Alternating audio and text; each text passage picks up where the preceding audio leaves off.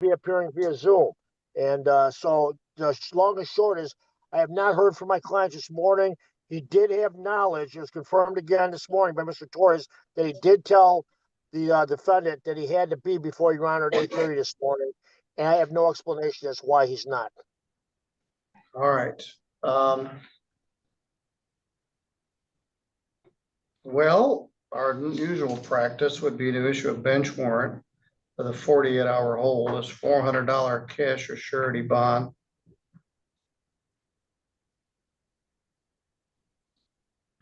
And if you can contact him by Tuesday, I guess the warrant won't issue. But he's not here. Fortunately, you didn't have to come all the way here for this. I expected he would simply enter a plea and I'd give him a fine. The case we're talking about is file number 251320 ST. Samuel Villarreal Amazola is charged with open intoxicants. Attorney James Galen Jr. is here on behalf of the defendant by Zoom, by special arrangement. And the defendant isn't here. So if he comes in, I will attempt to engage him with the assistance of Mr. Bail. Otherwise, there's a bench warrant. The bond's $400. I fully understand, Your Honor. All right. Well, enjoy the rest of your UP day, but we'll be down here working away. All right. Thank you. Yeah, if I just may, Your Honor, I spent every single day for the month of July in my office, including Friday, 4th of July, and every Saturday and Sunday, so I could get away up here. So don't work too hard. We have to breathe a little bit too. All right. All right. Thank you. Thank you, Your Honor. All right. We have at least one. Is Victor Hernandez here?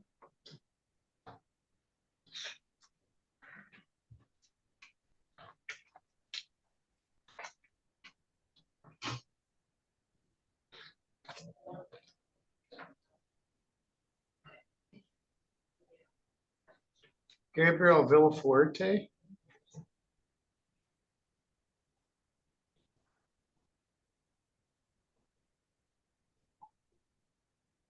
Jose Avila Barrera? Not doing very well. Samuel Amazola? Ray Perez Hernandez? All right. Do you need an interpreter? No. You don't? Okay. I'll let you know in a minute, Pablo. It looks like. This is Victor Hernandez. Does he need an interpreter? I believe so, yes. All right. Who's his lawyer?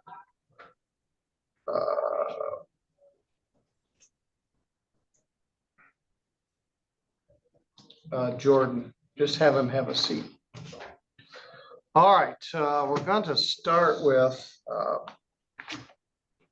the esteemed Anastasi Marcu and his client, Brian Eugene Ford. File number here is 251143SM. Good morning, sir. Are you Brian Ford? Yes, sir. Good morning, Your Honor. Good morning. This is a charge of domestic assault. Let's go to the case.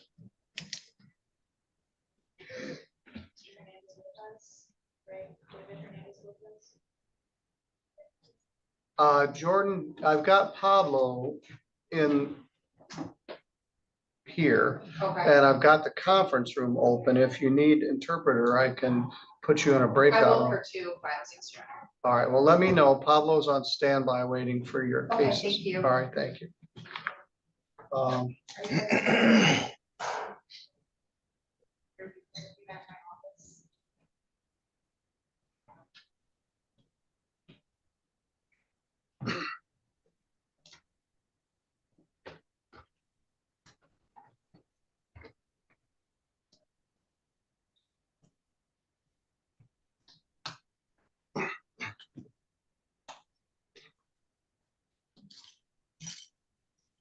going to meet Pablo. All right. Thank you.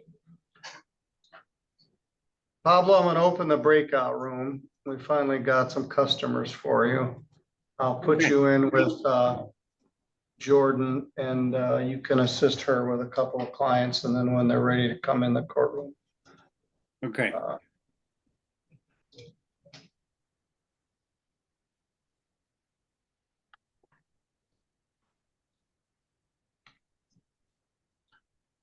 And we do have a deputy here today that speaks Spanish, but that's not adequate. All right, let's assign a conference room and the illustrious Pablo Bello to that space.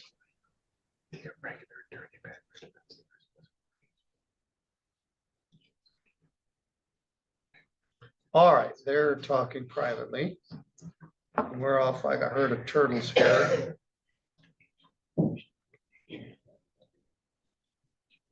This isn't in my queue.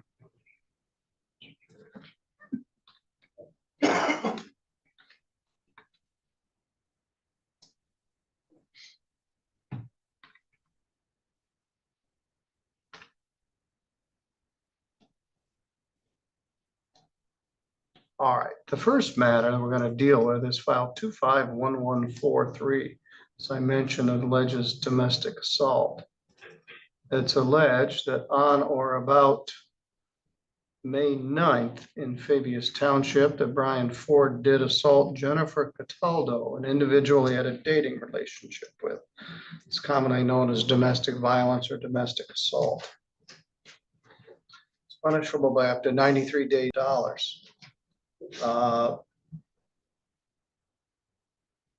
The prosecutor has met with your attorney, Mr. Marcoux, and they've agreed to reduce this to a charge of disturbing the peace. That does happen from time to time. Disturbing the peace is an old-fashioned simple misdemeanor. It's punishable by up to 90 days in jail and a fine of up to $500. It doesn't have a firearm restriction like domestic assault does, and it doesn't show as an assaultive offense. You understand the charge? Yes, sir. Are you going to plead to the lesser charge of disturbing the peace? Yes, sir. I don't have an advice of right, so let me tell everybody else who's here that if you plead guilty to a criminal charge, you give up your right to have a trial. There won't be a trial. If you had a trial, you'd have the right to have an attorney. You've retained an attorney, and that's fine with us. Could also have asked to have had an attorney appointed. If you had a trial, you'd have a right to have any of the witnesses for or against you subpoenaed to come to court, so they could be questioned under oath. You would have the right to take the witness stand and testify on your own behalf, but you don't have to because you have a right not to testify. And if you did not wish to testify, the judge or jury cannot hold your silence against you, and you have the right to be presumed innocent unless the state was able to prove your guilt beyond a reasonable doubt. Understand all that? Yes, sir.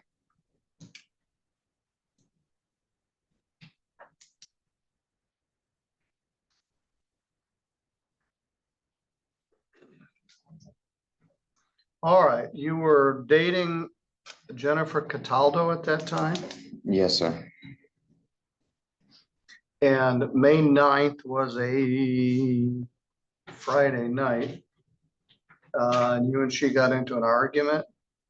Yes, sir. Remember what the argument was about? Just common disagreements of a relationship. Your Honor, if I may, they were Yes. living in Kalamazoo at the time.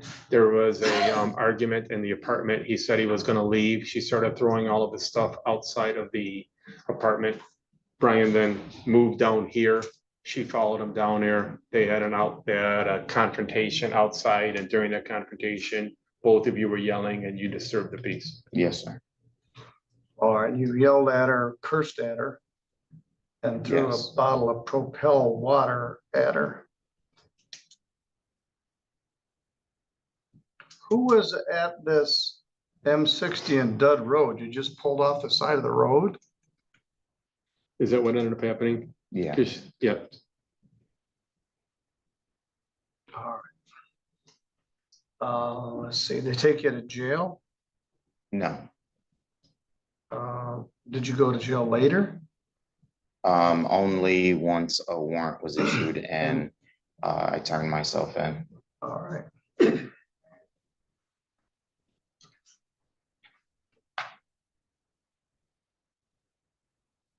Mr. Marco, anything else you want me to know about that? Your Honor, the two of them no longer are together. They haven't been together since essentially that date. There's an ongoing like business disputes and things like that I'm handling on Mr. Ford's behalf. He's having no contact with her. He's doing everything. He's complied with bond, and I'd ask the court to impose fines and costs.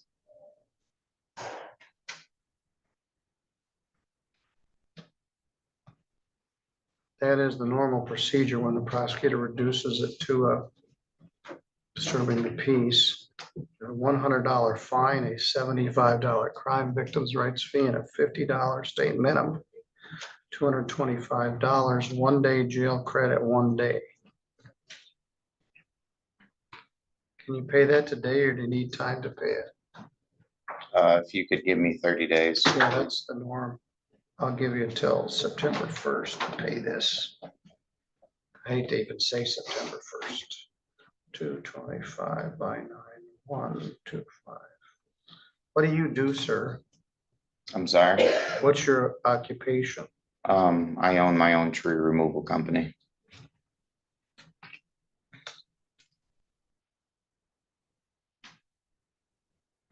Having to hire counsel and take care of other miscellaneous expenses has kind of tapped me out. Yes.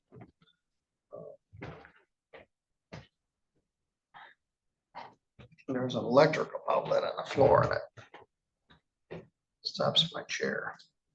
All right, there's the envelope regarding the disturbing the peace.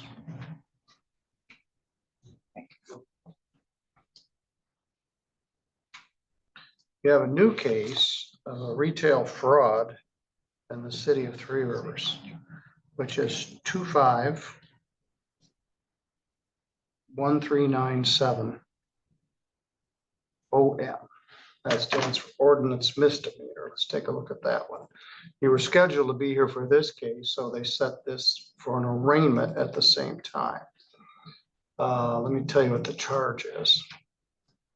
It's alleged that on or about June 9th, about a month after this incident, that you were at the Walmart store. I'll read it the way it's written. Guilty of a misdemeanor civil infraction. Store is open to the public. You altered, transfer, removed, replaced, conceal, or otherwise misrepresent. Misdemeanor or civil infraction.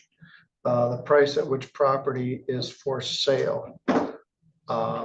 Mr. Tim George, the Three Rivers City Attorney, is here, has discussed this with Mr. Marcoux, and he would agree to reduce this to a civil infraction. Is that correct, Mr. George? That's correct, John. As Mr. Marcoux told you, a civil infraction is not a crime. It's like running a stop sign or speeding. It doesn't carry any criminal penalty. You can't go to jail for a civil infraction. And the wise choice of Three Rivers and Sturgis, they have an ordinance of civil infraction for retail fraud. The state does not. Retail fraud is a misdemeanor under state law, punishable by up to 93 days in jail and a fine of up to $500. But the city has a civil infraction where the fine is $100 and there's no criminal penalty. Do you understand? Yes, sir. It says here you took a $16 blue polo shirt that they recovered.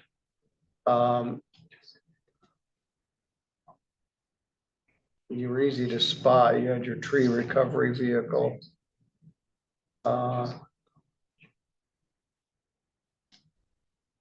Did you take a blue polo shirt from the Walmart store in Three Rivers on June 9th?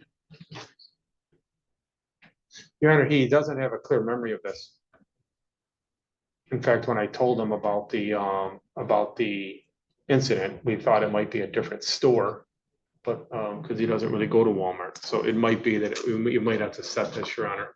All right, well, it's a civil infraction. I'll take- White Chevy Silverado, tree service marking on the side, utility light on the top. That's his truck, Your Honor. Yes. I just want Looked to up the admit to it. debit card and it came back to Brian Ford. Then they watched the video and it matched your picture on your driver's license. All right.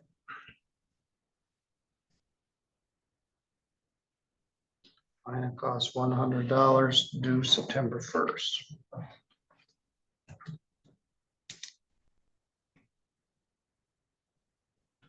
And I think I'm allowed to admit responsibility on a civil infraction on behalf of the You client. are.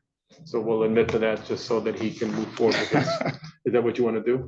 Yeah, Okay, good. Well, I haven't seen the videos, but it looks like pretty compelling evidence. And Walmart has high definition. I'm not even really sure why we're screwing around with $16.98, but Three Rivers Police Department is the private security force for the Walmart store in Three Rivers. And in the wisdom of the city attorney, they have agreed to reduce this to a civil infraction. Thank you, Your Honor.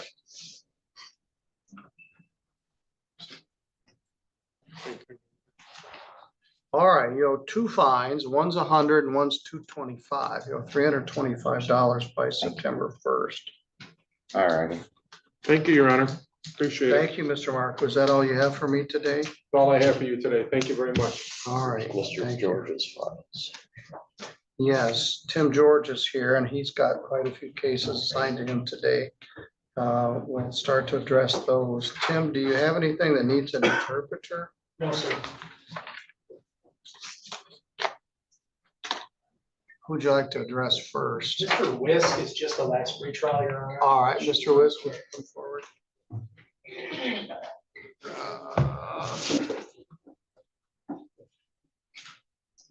He made me feel really old because not only do I know his dad, his grandpa, but I know his great grandpa. No.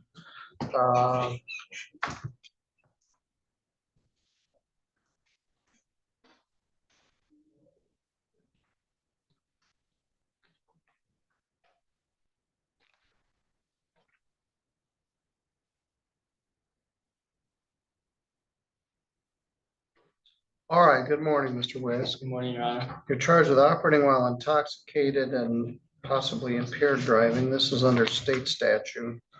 Mr. Tim George is your attorney, and we have not resolved the matter. You're asking me to set this for a final pretrial? That's correct, Your Honor. We need to do a little further investigation on our part, and we'd just like to set it out for final pretrial. What's the blood alcohol? Do we know? I think it's a 0.12, Your Honor. Is there an offer of impaired? There's an offer of an OWI first. We need to, based on some information I have from my client, I need to double check. Also going to get some assessments done in the meantime.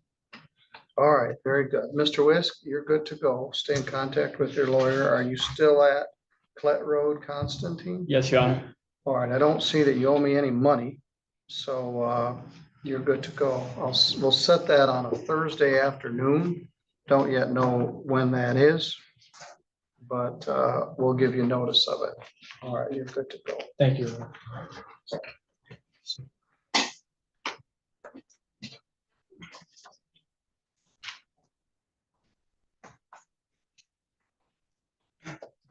All right.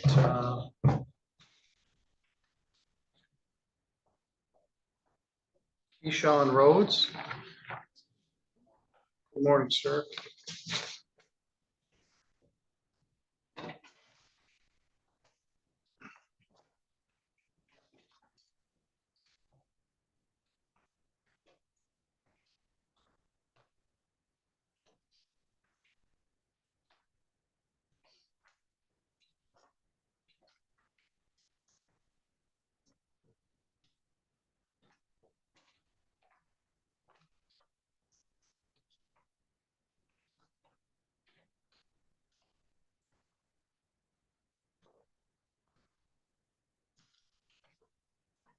This is file number 25111 SD, People versus Keyshawn Rhodes.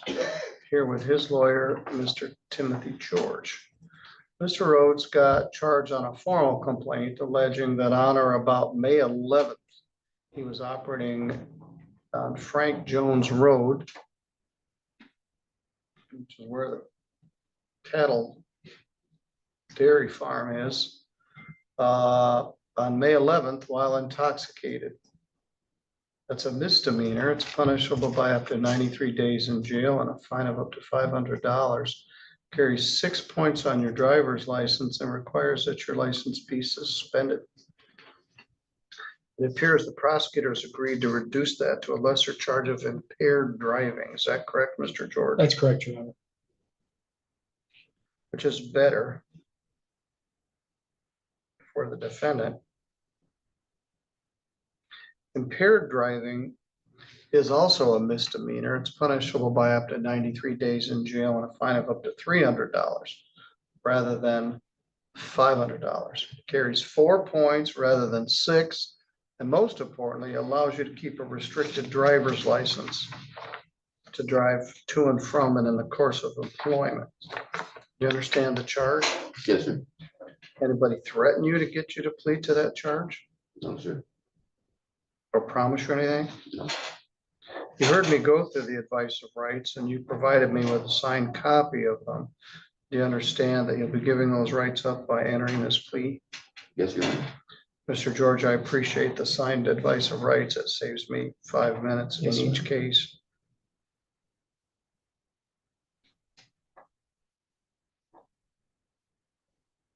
All right, according to this, it was about 3 o'clock in the morning and not much good happens at 3 a.m. on May 11th. May 11th was a Saturday night into Sunday morning. Jimmy Buffett says there's a fine line between Saturday night and Sunday morning. And they pulled you over Leland and Frank Jones Road. Where were you? How'd you happen to be out there? I was just trying to make it back home to Kalamazoo. Where were you coming from? I was sure that I was down at my mom's house. All right, well, there's a way to get there from there, but it's pretty convoluted. You'd gone off the side of the road. They gave you a breath test and the PBT was 167 and the breath test was 195. Is that true? Yeah. What were you drinking? A lot. Beers and probably vodka. Takes a lot to get your blood alcohol to 0.195. It is a long way from Sturgis to Kalamazoo going through there. Fortunately, you went off in a ditch. Fortunately, you didn't hurt yourself or anybody else. The law requires that I set this for what's called screening and sentencing. So we'll pick a date, probably into September. Vacation season is mostly over. I have to get through conference week. Let's see what works for Mr. George.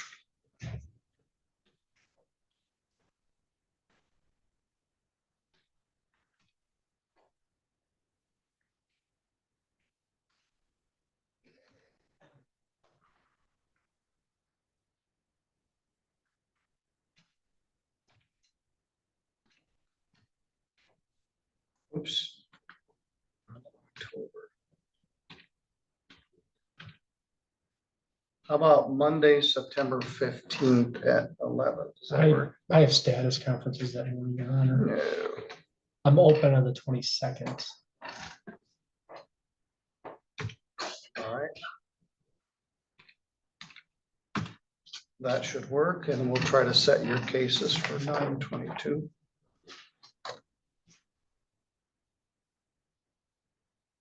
What do you do, Mr. Rhodes? I think you told me at your arraignment, but I forgot. Yeah, I'm working at Summit College up in Portage.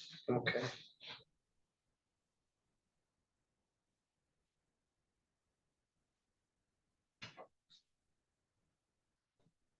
Your Honor, did you say 10:30 or 11? 11. Okay.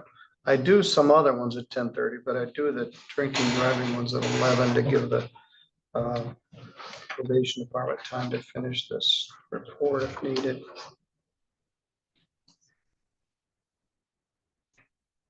All right, if you take the whole day off, you can go to the fair after you get sentenced. Monday, September 22nd is Fair Week.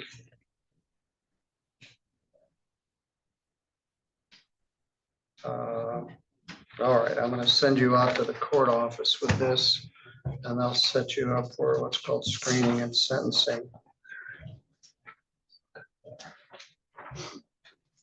Pretty good plea offer for an accident with a high blood alcohol level. Are you on probation or parole anyplace else? No, Are you still at the Angelo Avenue address? correct. All right, you're all good. I'll see you on the 22nd. All right, thank you, sir.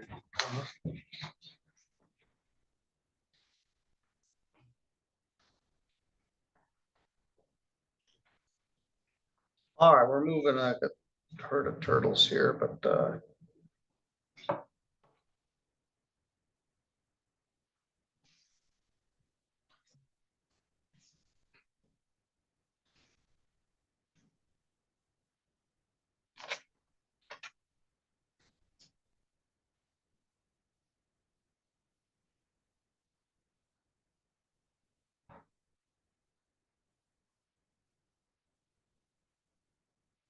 all right, let's see who we got next.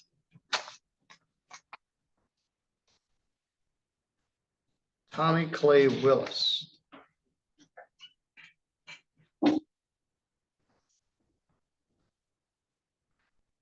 Morning, Alice. Good morning, sir. You wore a shirt and tie last time you were here too, which again shows that you respect the process.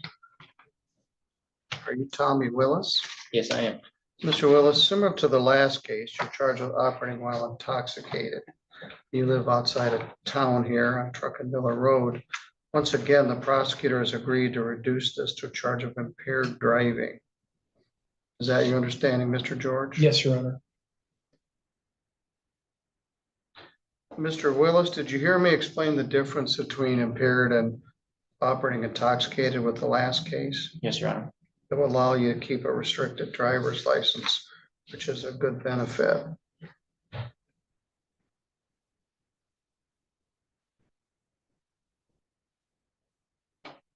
Let's take a look at your case. Mr. Rhodes was not doing too great. Let's see how you were doing.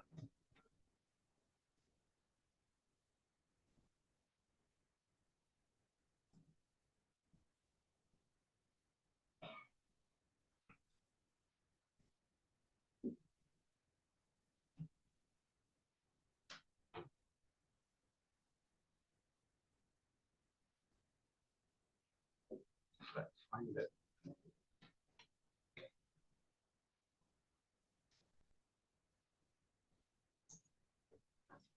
Yours was also a formal complaint that alleges on or about May 16th that you were operating while intoxicated on Nottawa Road.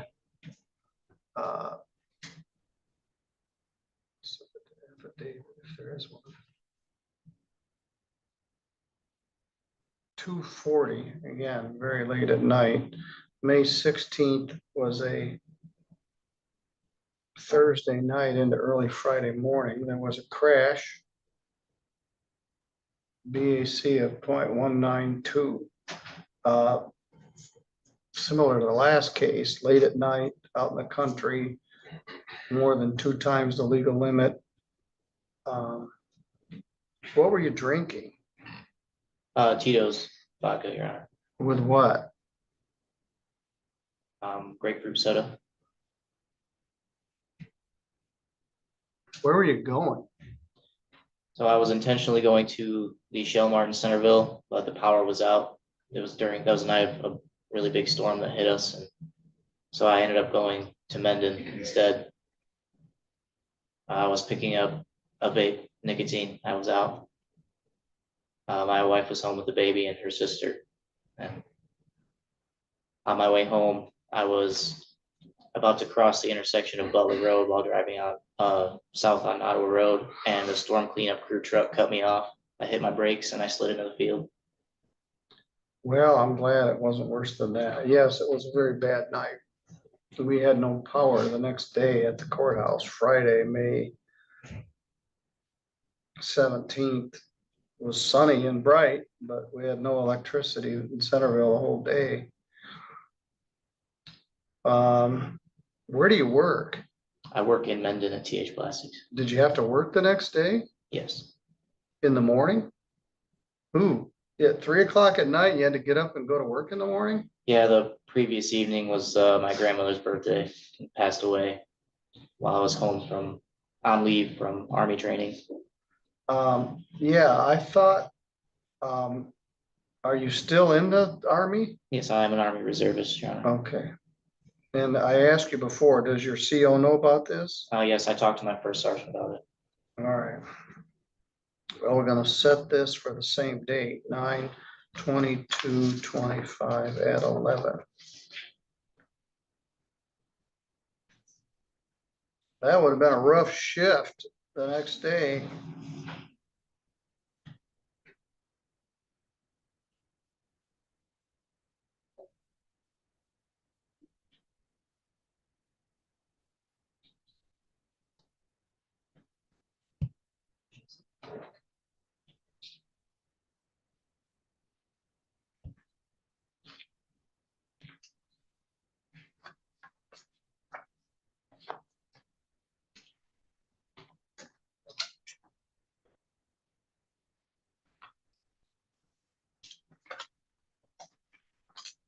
I'll ask you the same thing. Are you on probation or parole anyplace? I'm not And you're in the National Guard, Army reserve. Your Army Honor. Reserve. And where, out of where? Kalamazoo, right by the airport.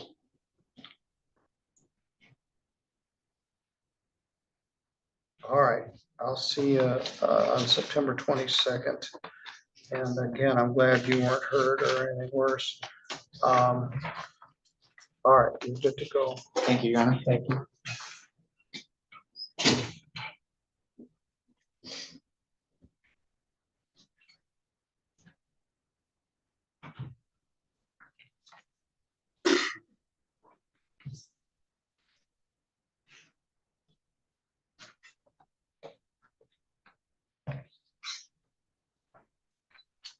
All right, Zoe Parker.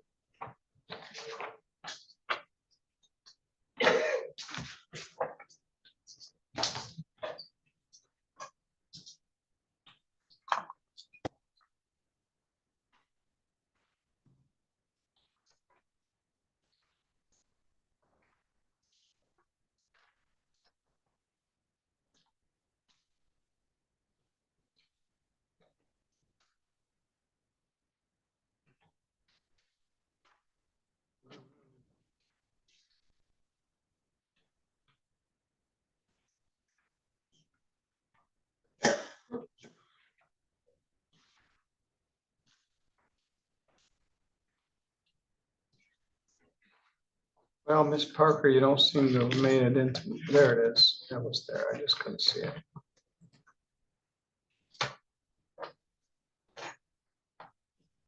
These are all on complaints rather than tickets. Are you Zoe Lynn Parker? Yeah, You're from Coldwater? yeah, April 13th, you were charged with operating while intoxicated on Middle Coland Road. Same as the other cases, the prosecutors agreed to reduce this to a charge of impaired driving. okay. Mr. George, is that your understanding? Yes, Your Honor.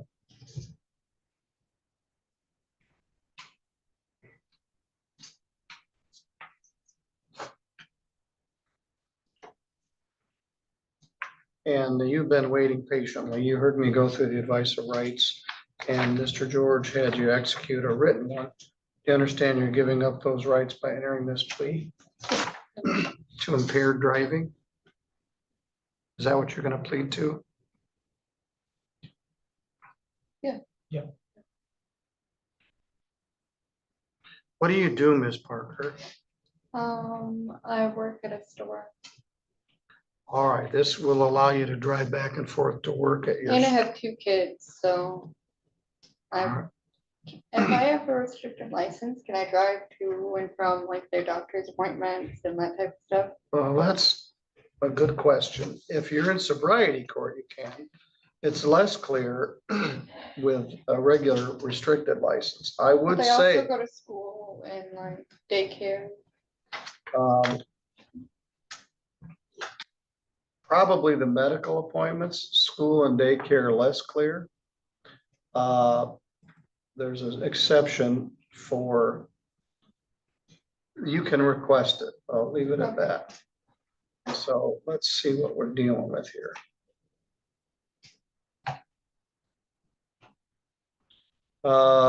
This was 10 o'clock at night. 8 o'clock at night. April 13th, which was a Sunday evening. You were in the middle of the road. And you were drunk and you were a .200. Oh, boy. How'd you end up there?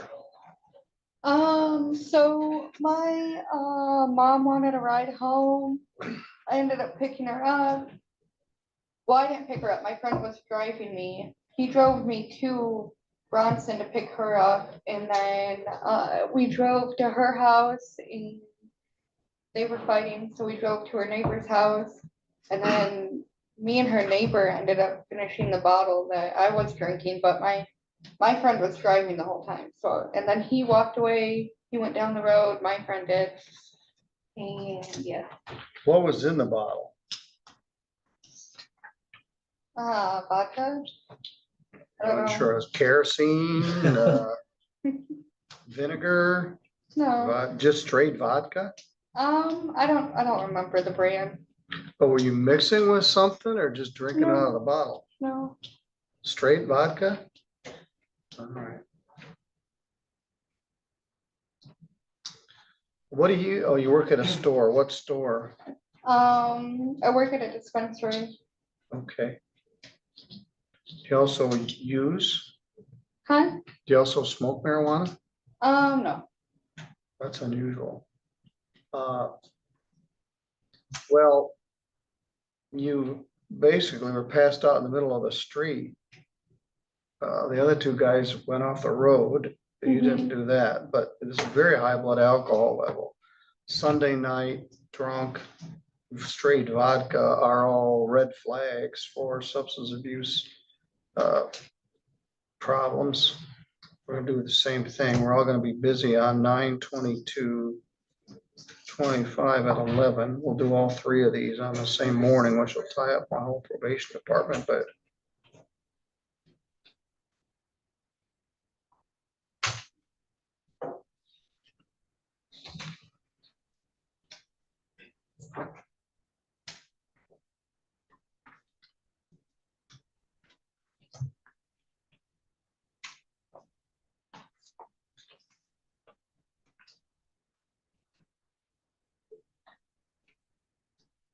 all right. Where were your kids when this was going down? They were at home with my babysitter. All right, there's a lot of red I was flags here. supposed to be going on a date. That's why I was already drinking, because we went out to eat and we're at the movies or whatever. All right, well, there's a lot to unpack here. But it's a very high blood alcohol level and you just sort of ran out of steam in the middle of the road at 10 o'clock at night out in the country. Fortunately, somebody didn't crash into you. All right, Ms. Parker, I will see you also on the 22nd at 11 o'clock. You take that out to the counter and they'll give you more information. Okay, thank you. Have a good day. Okay. We've come to be numbed to high blood alcohol levels. All three of those were 1.9 and 2.0, which is, if you look up in the dictionary, it's real drunk. And we're just sort of expect that everybody's gonna It's 2.5 times the legal limit to drive a car. And this lady passed out. The other two guys ran off the road. We've become desensitized to high blood alcohol levels. All three of those could have been charged with high blood alcohol level, and they were all reduced to impaired. All right, Mr. George, we're on the home stretch here, I think. Yes, sir. And all three of those people need a restricted license. This is Andrew Chuck.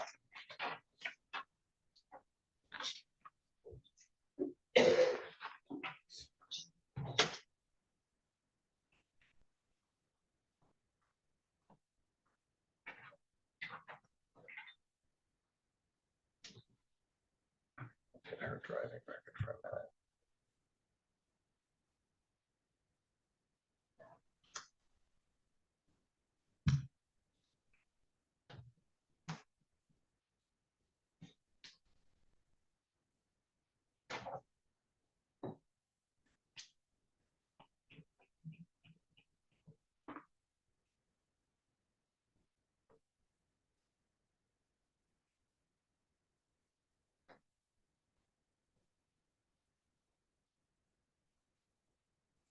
Give me a moment.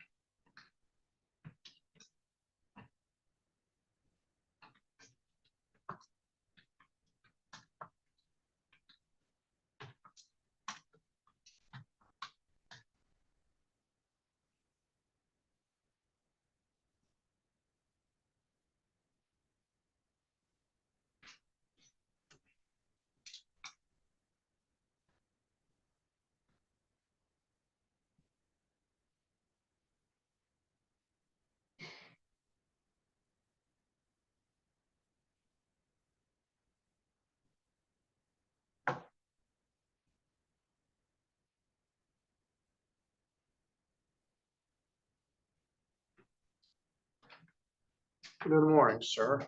Are you Andrew Aaron Chuck? Yes, sir.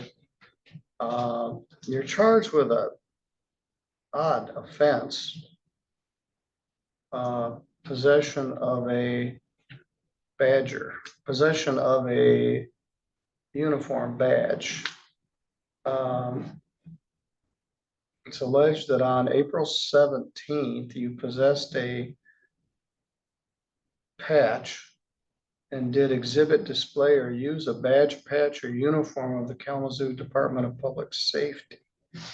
That's a misdemeanor punishable by up to 93 days in jail and a fine of up to $100, $500. You got pulled over for driving without a plate.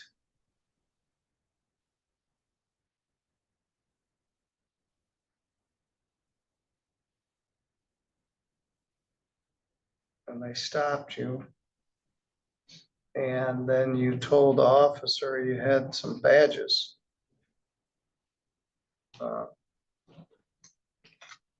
And the prosecutor recommends simply fines and costs. You got $1,700 in unpaid fines and costs in other cases. Are you going to plead to this misdemeanor offense of unlawfully displaying a police badge? Yes, sir. I'm going to give you did they seize the badge? How did you come to possess it? Found in a dumpster. A Kalamazoo Department of Public Safety badge. And what about the other one? It was the same badge. Other being metallic badge with state of Michigan seal on the center word police. Why did? All right, I don't know what else to say about it.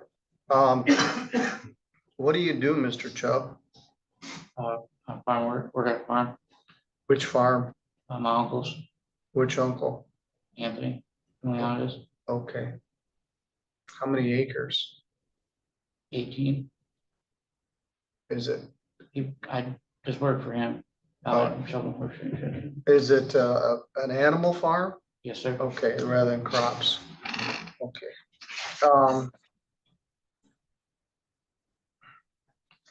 You got a restitution hearing coming up in another case. You got the no plate charge.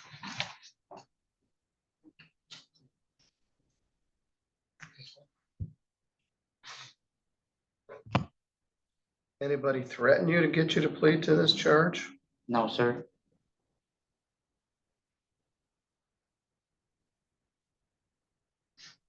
Why were you driving around with no license plate?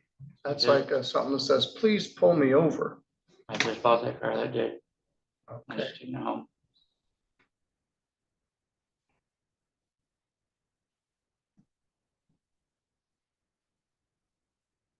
Why did you tell me you had the badges? Thought maybe it might get you some leeway on the ticket.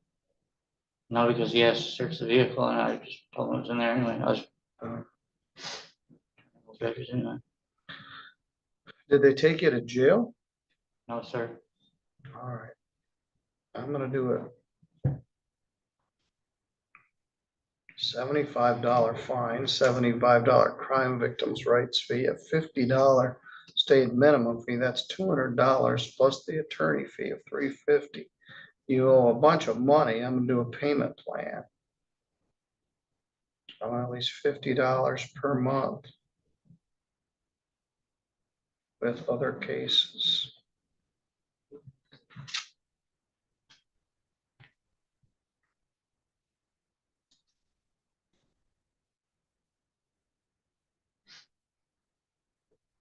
This is kind of a screwy charge, but I'm not exactly sure what you're doing with it, but probably wasn't square. All right, the court officer is going to take you out to the counter. I want you to set up a payment plan with the ladies out there. Thank you. Thank you. I don't know what's going on with Jordan and the conference room. But, I don't know where Pablo is. But Luke, we can take your cases. Yes.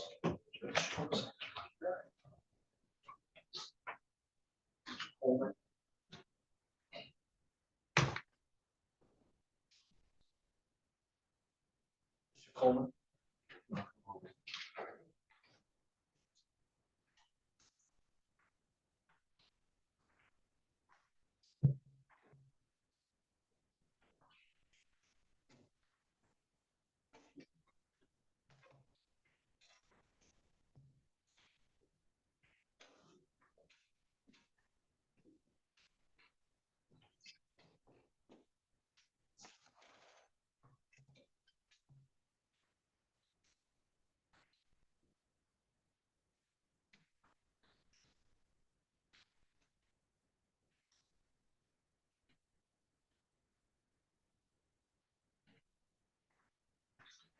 Good morning, sir. Are you Shaquan Coleman? Yes, sir. Normally I'd ask you to remove your headgear, your hat. Probably part of the style here, but in the courtroom, you don't wear a hat or chew gum or sit in your underwear, but you're charged with driving suspended. Let's take a look at yours and no proof of insurance. Driving suspended is under state statute and the no proof of insurance is under Sturgis Three Rivers Ordinance. Apparently, the city attorneys agreed to dismiss the no insurance, which will save you $150.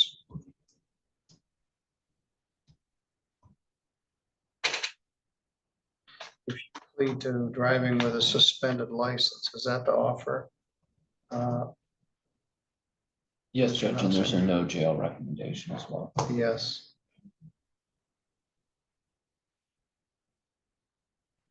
take a look at this. The ticket says you were driving a car on March 10th, Broadway and Constantine in Three Rivers, 2 o'clock in the afternoon. No plate, that'll get you pulled over every time. 40 and a 25, that probably will too. Revoked ops, prior conviction, open intox in the vehicle, vehicle not insured. The more you read, the worse it looks.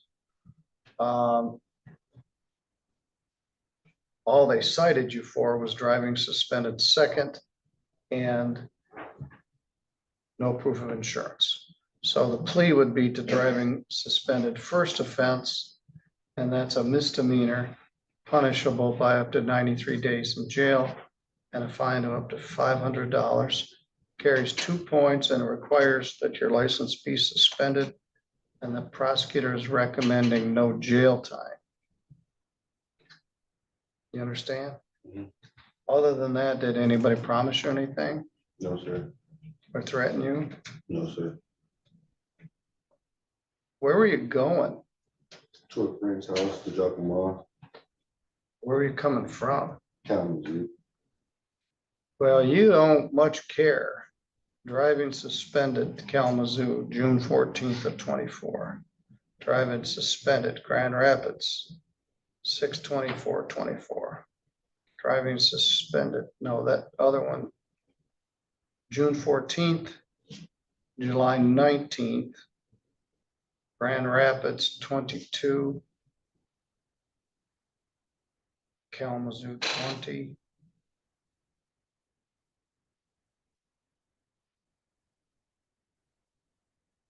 Driving suspended with a serious injury, 2018.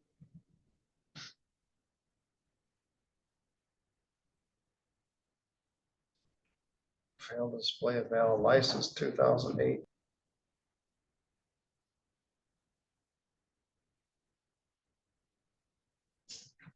Driving suspended, 2018, that's 7.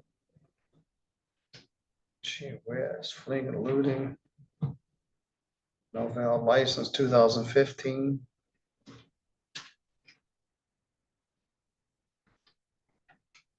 Jeez, you got about 10. I'd like to put you in jail. You don't give a rip. You're driving too fast. You don't have a plate. You got open intox. You got 10 prior DWLSs, and you're taking a friend from Kalamazoo to here. But the plea agreement offer was no jail. Plus, I think we got some bumps in the road here. You failed to appear several times. Did you end up doing some jail here? No, Kalamazoo, I bought it out for 500. All right, 2 days. All right. How'd you get here today? I got a ride. Where's that person? They went to go get breakfast. Let's make sure Mr. Coleman didn't drive here today.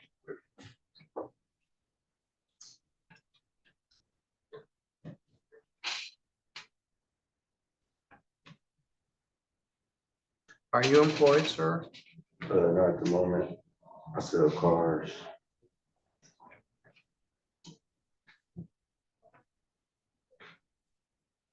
Show that's driving suspended first.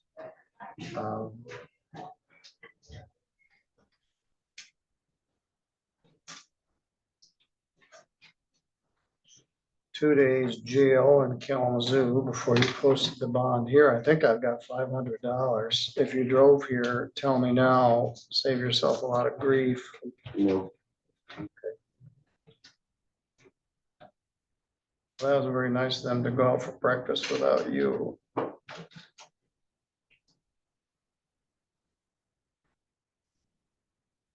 Yeah, $500 cash. Let's see if you owe me anything else. I didn't see anything else, Judge. Doesn't look like it.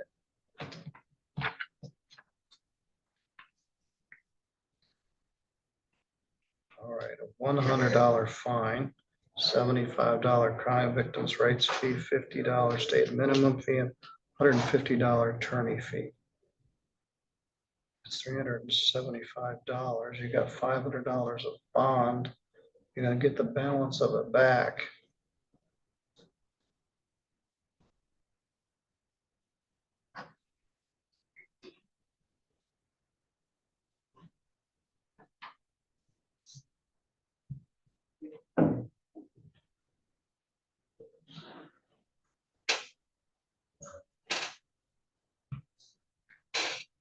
All right.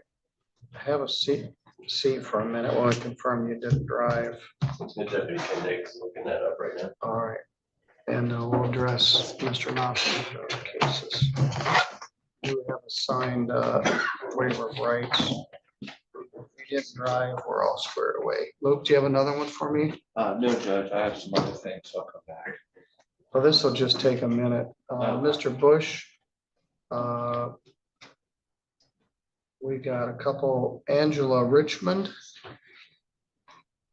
Angela Richmond.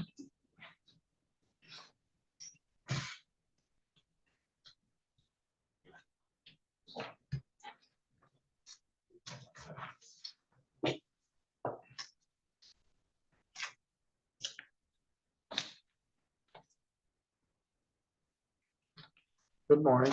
Good morning.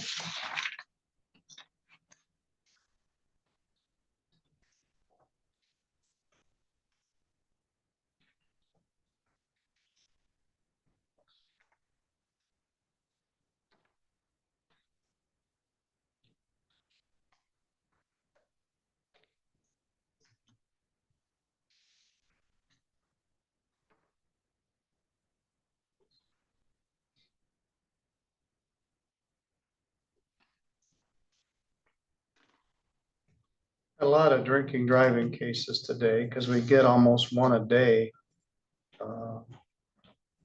Give or take. Let's take a look at yours, Miss Richmond.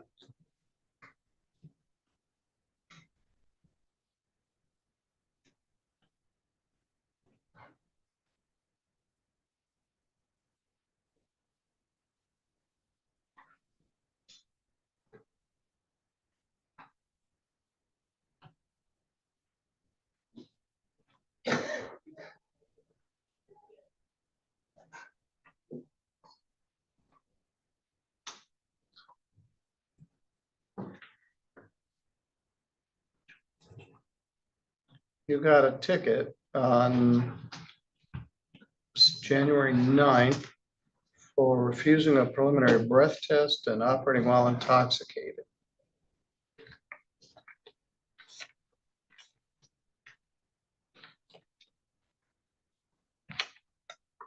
Got a lot of bumps in the road here. Missed court dates and other things, but you're here now. I tried to call you on July 11th when you didn't show up, and then you got a bench warrant. Then you called later, and then you came in and we reset it. All right. What happened to the refused PBT? Do you know, John? That was not discussed, right? Let's see where that is. It might have got defaulted because she missed so many dates. Probably would be dismissed. Yeah, shows as a default. We'll find out about the check into the refused PBT.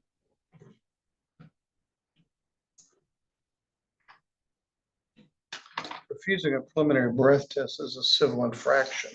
It's punishable by a fine only, and when you didn't show up for court on multiple dates, I think the clerk's entered a default on that charge showing it was entered. Let's see if we can do something with that.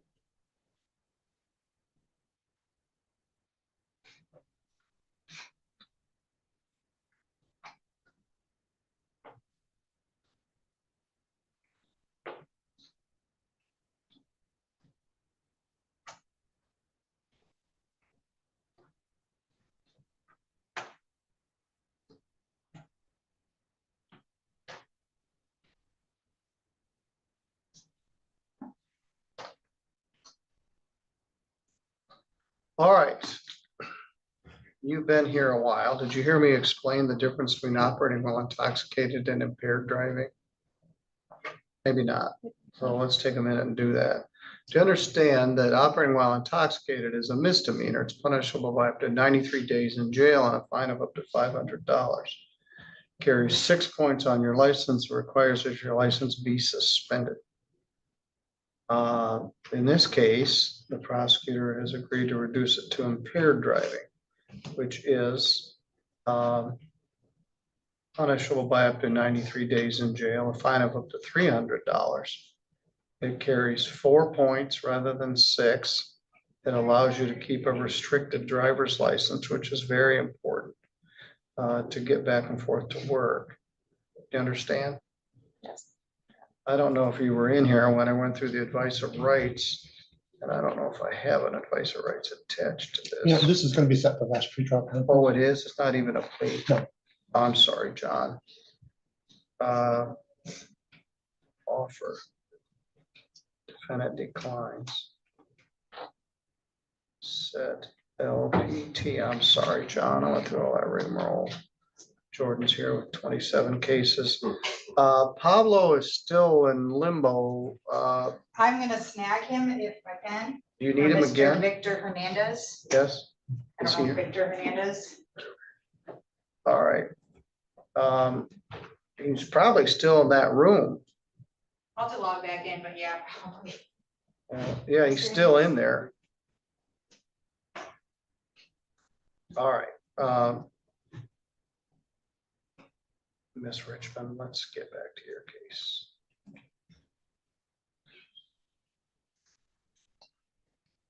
You're from Vicksburg? Let's see.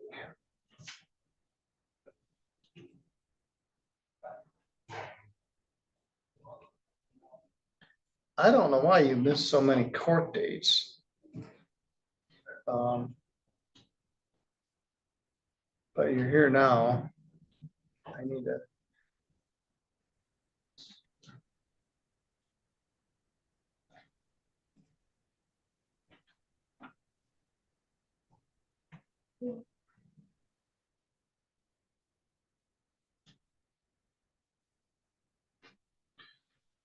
Okay, John, what was the blood alcohol here?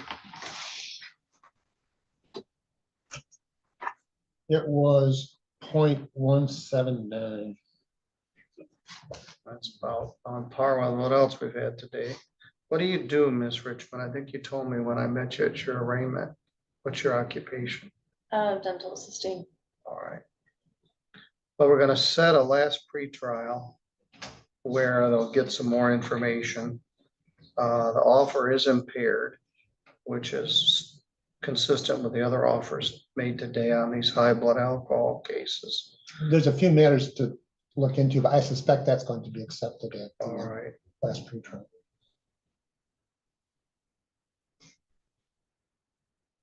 That'll be on a Thursday afternoon at 2 o'clock. And we'll give you notice of that. She has a different mailing address. All right. I don't want to put it out here, but you're no longer at Frank Street. No longer there. I want you to stop out at the counter and give the clerk your Yeah. current address. Yes, I And will. you're free to go on about your business. Okay. All right, thank you. Mr. Goldman walked from the northeast across the street out of camera shot, so. All right.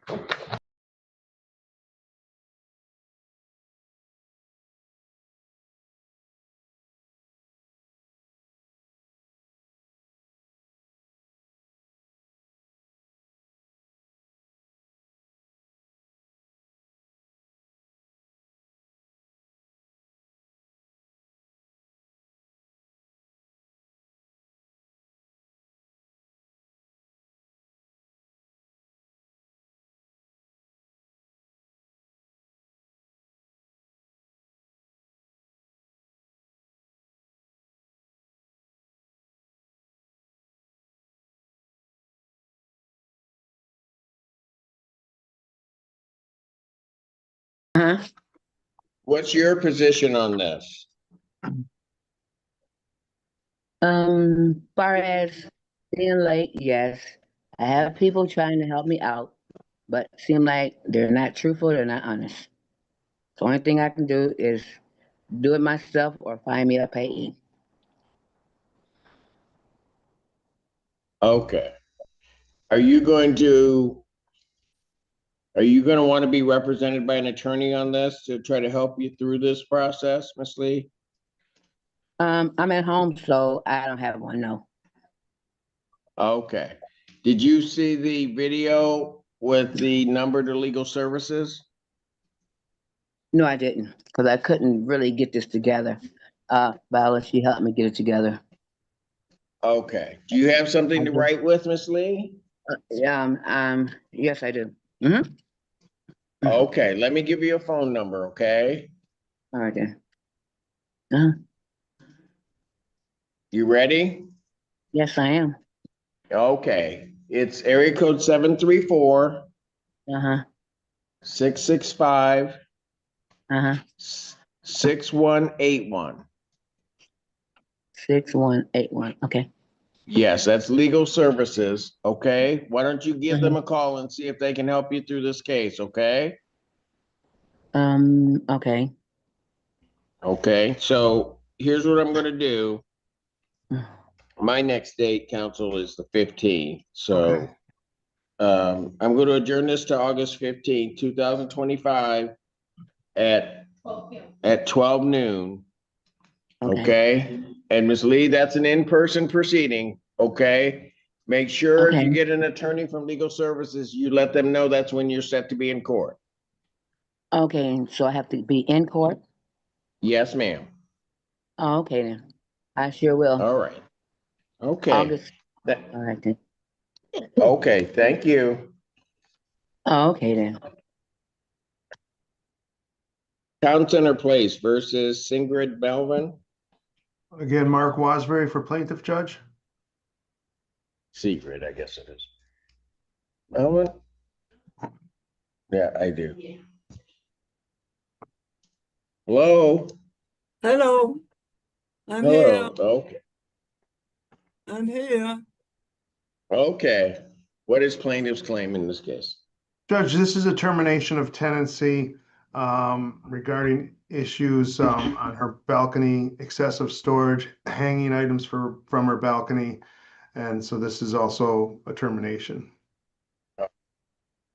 And Ms. Melvin, what's your position on this? I asked the court for adjournment.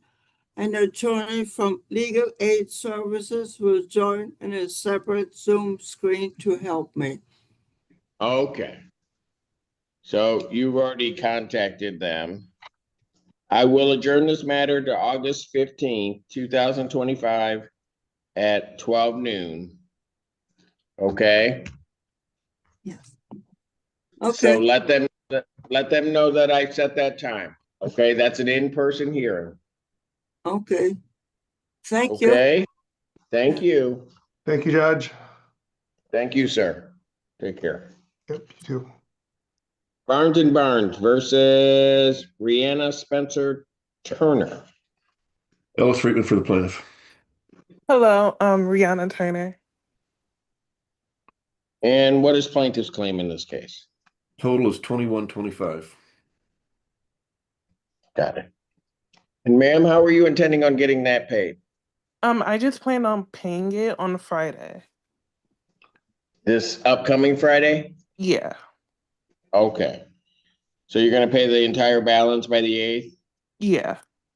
Okay, I'll mark that in the file. I'll adjourn this matter to August 15th, 2025 at 1 p.m. Okay, that's an in-person proceeding, but if you have everything paid, I don't need to see you here, okay? Okay. All right, thank you.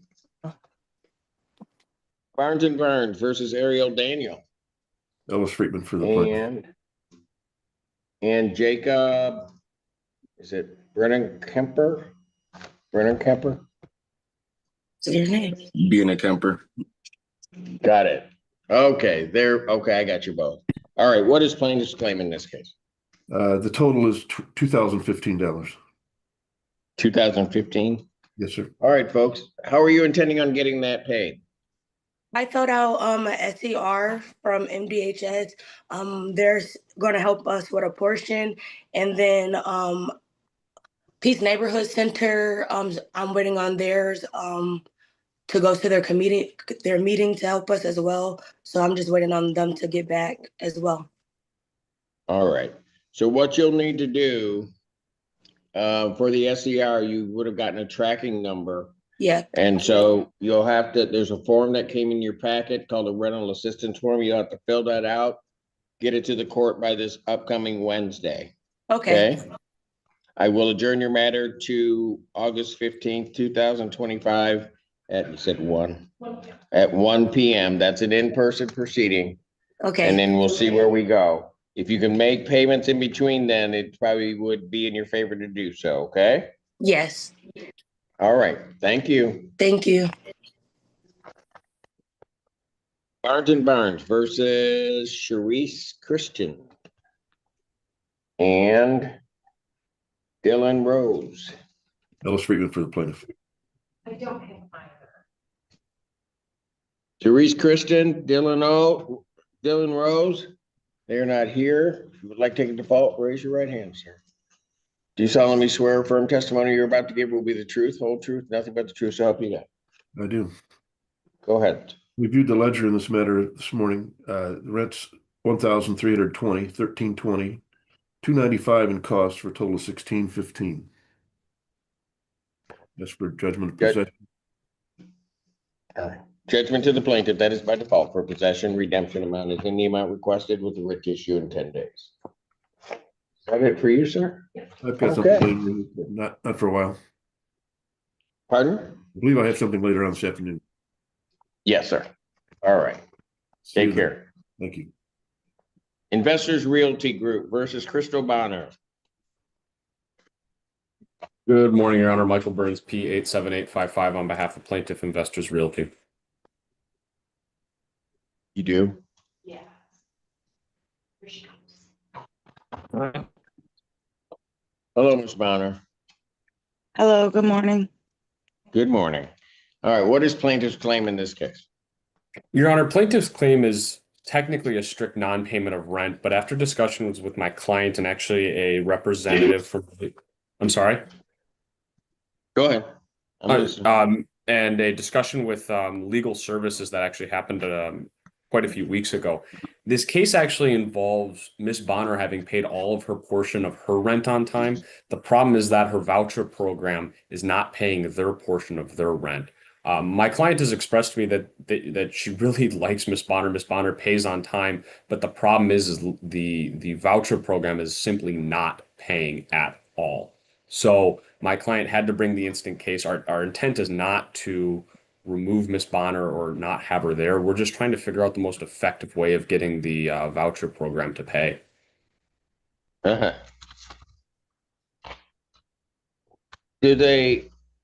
you able to get through to anybody as to what their position is as to why they're not paying? I have not spoken to the program myself, Your Honor, but my client had discussed this with me, and she's tried many different times to reach out to them.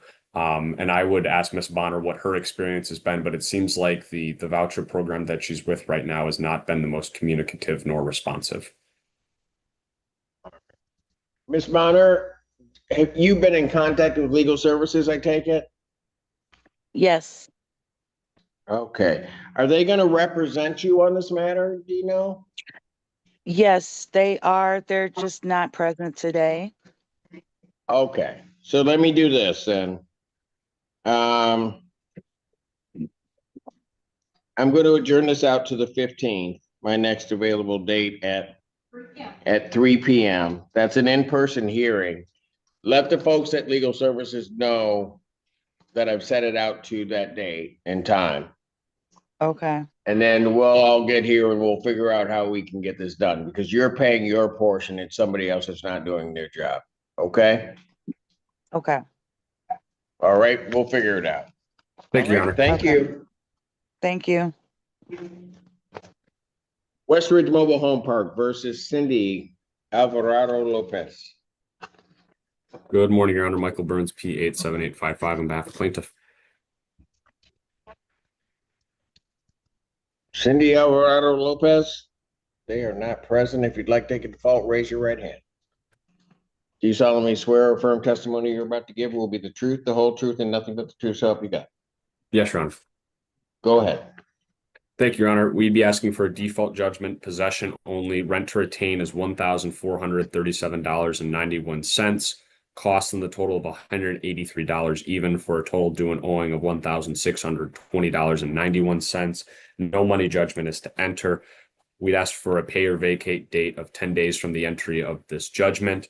To the best of my knowledge, defendant is above the age of 18, is competent, is not a member of the military, and the premises were kept in a habitable condition for the duration of the tenancy.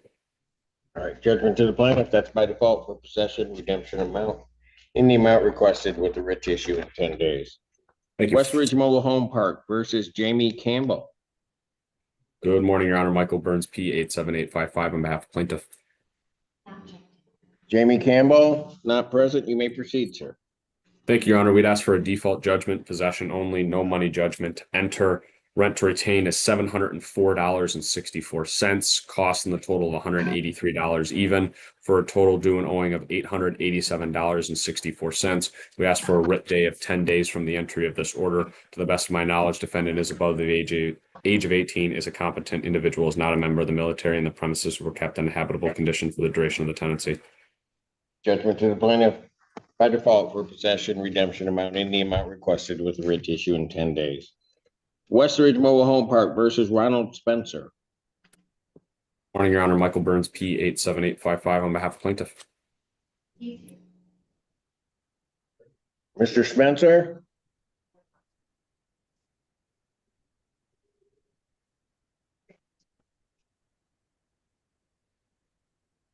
Okay, can you unmute?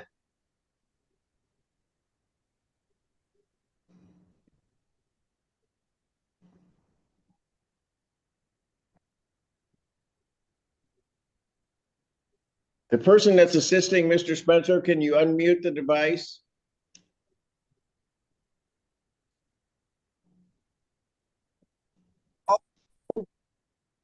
Okay, we got it. Okay, Mr. Spencer. What is plaintiff's claim in this case? Your Honor, it's a non-payment possession only. Rent plus costs is $1,481.40. Okay, Mr. Spencer, how are you intending on getting that paid?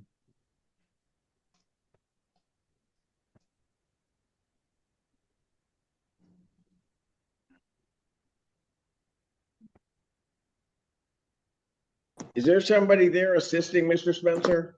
I got a bad Wi-Fi. Okay, I'm gonna turn the camera off so maybe we can hear you, okay?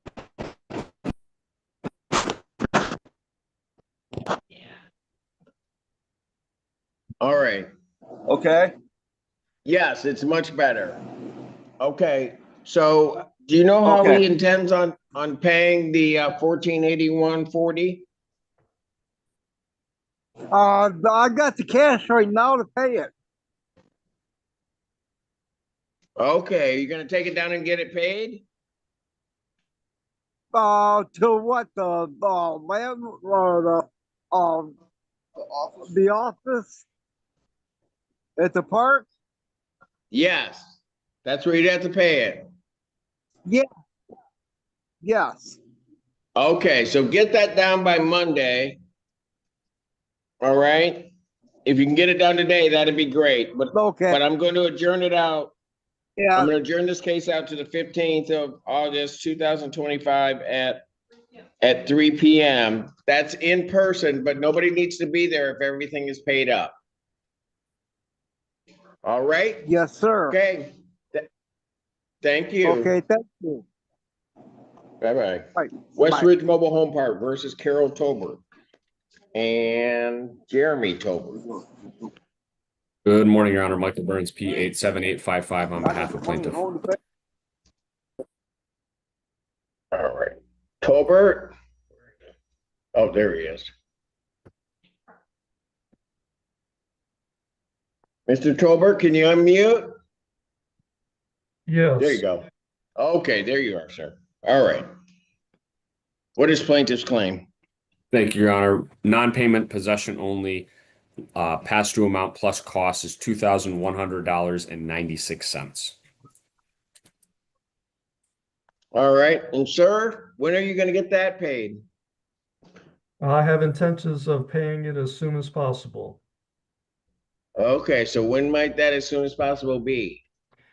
Well, I have I work a job and I look to have it paid for as soon as I possibly can.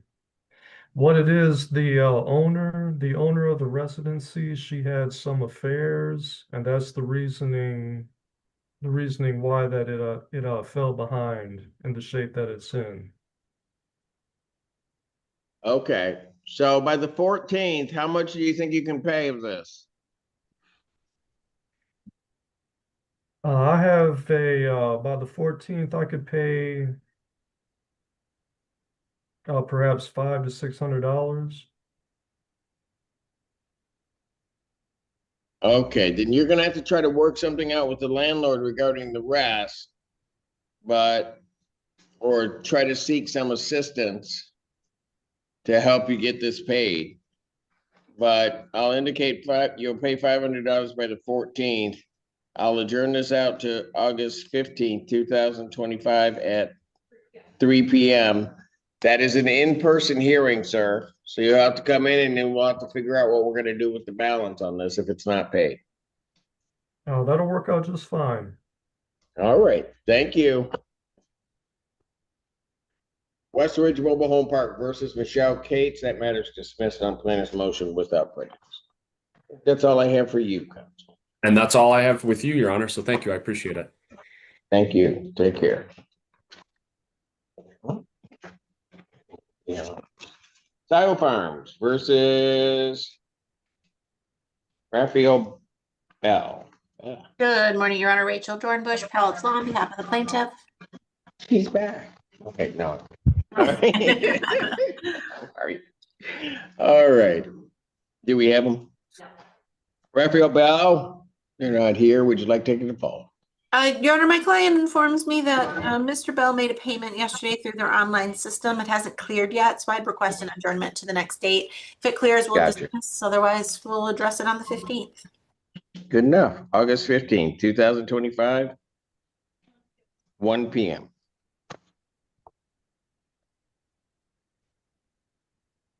Style Farms versus Adam Bryant. Adam Bryant, not here. If you'd like to take the default, raise your right hand. Do you solemnly swear or affirm testimony you're about to give will be the truth, whole truth, nothing but the truth, so help you God? I do. For the record, Rachel Dornbush, Palace Law, on behalf of the plaintiff. Your Honor, there's rent to retain of $1,524.01. Costs are $190 for a total due of $1,714.01. We ask for a default possession only judgment with writ to issue after 10 days. Judgment to the plaintiff. That is by default for possession. Redemption amount is in the amount requested. Writ to issue in 10 days. Style Farms versus Judith. Is it Hassith? Hassith? They are not checked in. You may proceed. Thank you, Your Honor. There is rent to retain of $770, cost of $190 for a total due of $960. We'd ask for a default possession only judgment with writ to issue after 10 days. Judgment to the plaintiff. Default for possession. Redemption amount in the amount requested. Writ to issue in 10 days. Style Farms versus Elizabeth McClellan. McClellan, not checked in. You may proceed. Thank you. There is rent to retain of $2,974.92, cost of $190 for a total due of $3,164.92, and we'd ask for a default possession only judgment with writ to issue after 10 days. Judgment to the plaintiff by default for possession. Redemption amount in the amount requested. Writ to issue in 10 days. Style Farms versus Ashley Sayers. Ashley Sayers, not present. You may proceed. Thank you, Your Honor. My client informs me that Ms. Sayers has actually paid in full, and so we would like to dismiss this matter without prejudice. Okay, fantastic. The case is dismissed. That's without prejudice. Scio Farms versus Lawana Tut. She was here. Here. All right. Okay, what is plaintiff's claim in this case? With costs and now August rent, Your Honor, $5,910.38. And Ms. Tut, how are you intending on getting this paid? I submitted for an application for help with my employer through our employer assistance program. Your employer assistance program? Mhm. Okay, and what is their limit on what they'll pay? They don't necessarily have a limit. They've helped me out in the past with. Okay, No. how soon would you know? It takes them 10 business days to process the application. I submitted the application on Wednesday. Okay.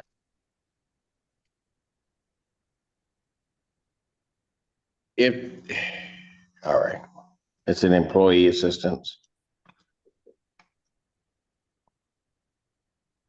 If you don't mind me asking, where do you work? I do not want to make that public, if that's okay. All right, that's fine.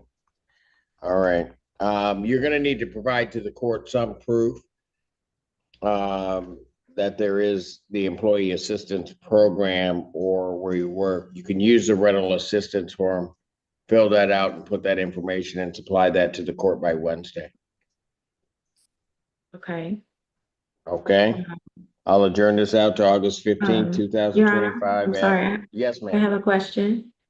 Yes, Why ma'am. is that the requirement? You've never asked me to do that before, so is that Well, new? it's a requirement. Well, first of all, if you're receiving any type of rental assistance for any type of adjournment in the proceeding, which is actually going to happen anyway because of the court scheduling, I would require somebody to file rental assistance to let the court and the parties know that rental assistance is being obtained. Okay. Okay? I'll adjourn this to August 15th, 2025 at what time? 1 p.m. All right, thank you. That's an in-person hearing.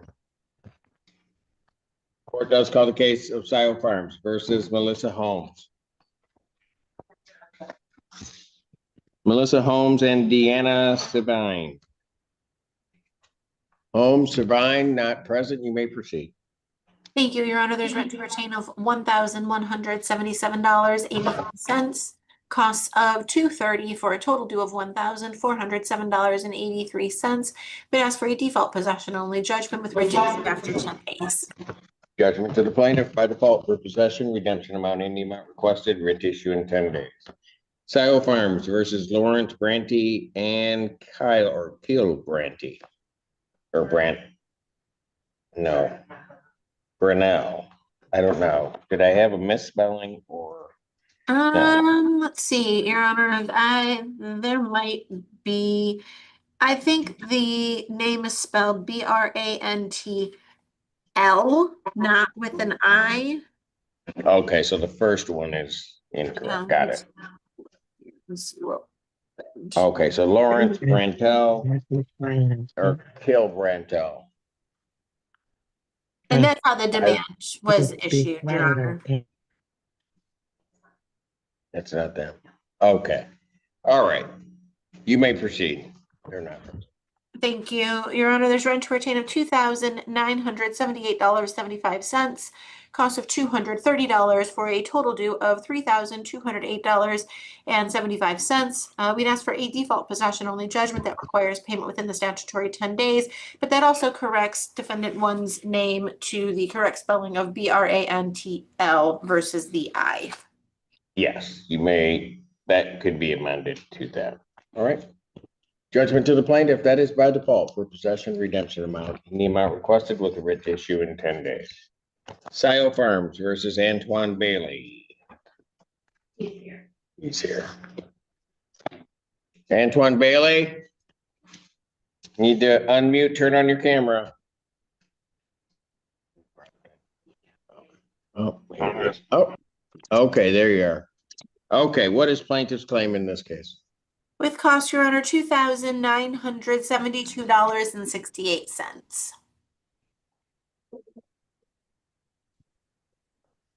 And Mr. Bailey, how are you intending on getting that paid? I'm planning on paying it by myself. I plan to make a payment of $1,000 by the 15th, and How much are you gonna make on the 15th? by $1,000. I could pay $1,000. And the reason that I was supposed to go take the rent up, but my car had got impounded, so that's kind of why I'm behind right now. But I'll be able to pay $1,000 by the 15th, and I can pay the rest off by the end of the month. They give me a time. Okay, we'll see about working that part out. You need to pay the 1,000 by the 15th. Can you get that paid early in the morning Okay. on the 15th? I'm gonna try to. I'm gonna go take it in like as I get it. Okay. All right. I'll adjourn the matter out August 15th, 2025 at 1 p.m. Get that payment in, and then we're gonna have to figure out what to do with the rest of this. All right, thank you. I appreciate it. Thank you. Thank you. Court calls the case of Valley Ranch versus Kimberly Irizarry and Husan Alcutrani. You got it, Your Honor. Okay, what's your name, sir? Hussein Alcatrani, Your Honor. All right. Hey, I said it right. Yep, you got it. All right. All right. What is plaintiff's claim in this case? With cost, Your Honor, $2,580.25. All right. Sir, how are you going to get that paid? So, Your Honor, on the 15th, I can pay a 1,000, and then I can pay the rest the week after. Got it. All right. So what I'll do, you're going to pay 1,000 by the 15th? Yep. All right. Get at least 1,000 in there. Get that paid early in the morning if you can, or pay it on the 14th. However you can do that. Of course, Your Honor. And then I'll adjourn this out to August 15th, 2025 at 1 p.m. That's an Yes, in-person proceeding, so you'll need to be here. All right? Thank you, Your Honor. I appreciate it. Thank you. Whitaker Oaks versus Jonte Harrell and Sasha Harrell.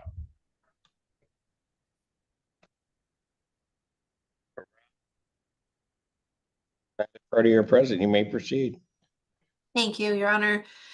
There's rent to retain of $3,902.16. Costs are $240 for a total due of $4,142.16.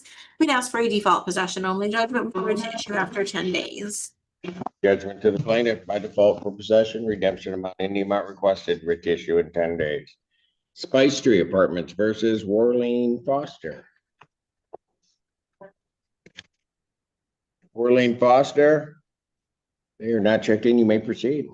Thank you, Your Honor. This is an action for termination of tenancy following expiration of a lease agreement. A notice to quit to recover possession of property was issued on June 13th, requiring defendant to vacate the premises on or before July 14th. Defendant failed to do so. This action was subsequently followed. To my knowledge, defendant remains in the premises, and so we'd request a default possession only judgment with writ to issue after 10 days.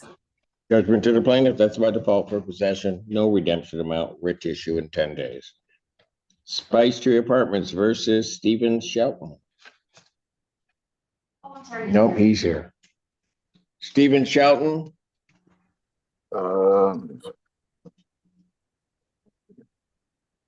You turn on a camera. While you do that, what is plaintiff's claim? $2,091.31. All right. And Mr. Shelton, how are you intending on getting that paid?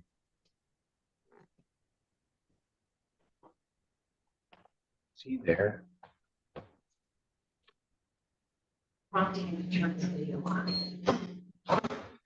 Mr. Shelton?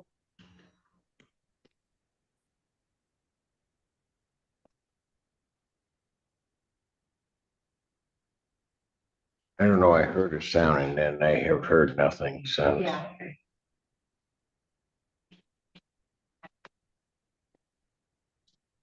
not responding. Who's in my waiting room? It's not him. Not him. And He just dropped, so let me pass it, see if he'll sign back on. Spice Tree Apartments versus Sincere Gonzalez. Sincere Gonzalez and also Ruben Gonzalez. Neither party is present. You may proceed. Thank you, Your Honor. There's rent to retain of $3,524.79. Cost of $182 for a total due of $3,706.79. We'd ask for a default possession only judgment with writ to issue after 10 days. Judgment to the plaintiff by default for possession, redemption amount, any amount requested with the writ to issue in 10 days. These are not hers. Oh, he's back in. Okay, let's see.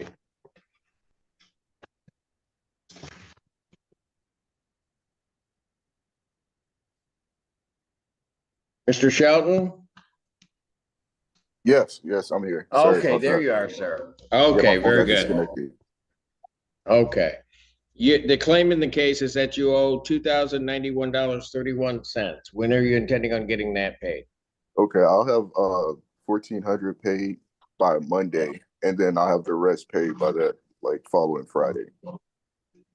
So you'll have $1,400 by this Monday, the 4th? Yes, correct. And then you said the balance you'll have by when? By the Friday of that week. So by the 8th? Yeah, by the 8th. All right. And then I'll indicate the balance by the 8th. So what I'll do is I'll adjourn this to August 15th, my next available date, 2025 at 1 p.m. If you get everything paid before then you don't need to appear. That's an in-person proceeding, and it's likely the plaintiff will then dismiss the case. Okay. If you get everything paid. Okay. Okay? Sounds good. Thank you. All right. Thank you, sir. Is that it for you, Ms. Boo? It is, It Your is. Honor. There was another case. It was a second hearing that was scheduled on the docket for 10 a.m. this morning. It was a notice to quit for Spice Tree. It required an interpreter. We inadvertently submitted a dismissal that the court processed yesterday, and the interpreter was canceled. Would the court entertain an oral motion to reinstate the case and to set it over for a new date and to re-engage with the interpreter? I don't believe defendants were aware of the dismissal being submitted yesterday. It was just submitted about 24 hours ago. So I don't believe defendants. Do we have the file? I do not have the file. I think the court already processed everything and it was sent down to the civil division. I've got the case number here if Your Honor needs it. Yes. Why don't you if you give us the case number, I'll entertain that motion. Thank you, Your Honor. It's 25-1C 2475 LT. This is Spice Tree Apartments versus Maxwell Costa and Isabella Santos. This was a notice to quit to recover possession of property based on some fairly serious lease violations, which I won't get into today, but Got it. inadvertent dismissal submitted yesterday. I did reach out to the court as soon as I realized that one had been submitted, and the court had already very expeditiously processed the request and canceled the interpreter for today. So Got it. So what I will do is I will grant the motion to reinstate the case based upon mistake or other inadvertence in this matter. We'll reset that matter to the 5th. We did not have the first hearing, correct? we did, but I think he needed an interpreter at that time, Your Honor. So I'm not sure that much was accomplished. I wasn't the attorney present on that date, so I would not be surprised That was if the court one. Okay. was treating it as the first hearing today. Interpreter, so we reset it for a first hearing today. We reset it for a first hearing today. All right. So let's reset it for a first hearing on the 15th. Thank you, Your Honor. Not a problem. And make sure that we order the interpreter and do that. Okay. Thank you, Judge. Took care of it. That's it for me until noon. So Okay. thank you. Thank you. Sherelle Barksdale versus Leo Stringa. Good morning, Your Honor. Good morning, Barksdale. Leo Stringa, not here. If you'd raise your, no, she did not pay for second service. So I can't take a default at this time, ma'am. I'm gonna have to set it for a second hearing. Second service wasn't paid for. So I'll indicate that the defendant did not appear. And I'll adjourn this out to my next available date, ma'am, which is the 15th of August, 2025 at 12 p.m. That's an in-person proceeding, okay, ma'am? Your Honor, what does it mean by something not paid? What is that? I'm sorry? You said something about a service not being paid. Oh, a second service. So I'm not permitted to take a default at the first hearing if they don't appear, unless you pay for, they call it a second mailing, but it really is a third service. So it's an additional amount that you would have to pay to have another mailing sent out by the court specifically. Okay. And so if that's not done, I can't do anything really much on the first hearing if the party doesn't appear. Okay. Okay. All right. Okay. So we'll see you on the Thank you. 15th. Thank you. Have a great weekend. Okay. Thank you. Linda Fry versus Jennifer Allen. I'm here. Can you hear me? Yes, I can hear you, Ms. Fry. Oh, okay. Lieutenant here. Yes. Hello, Your Honor. Good morning. Hello, what's your name? Jennifer Allen. Okay.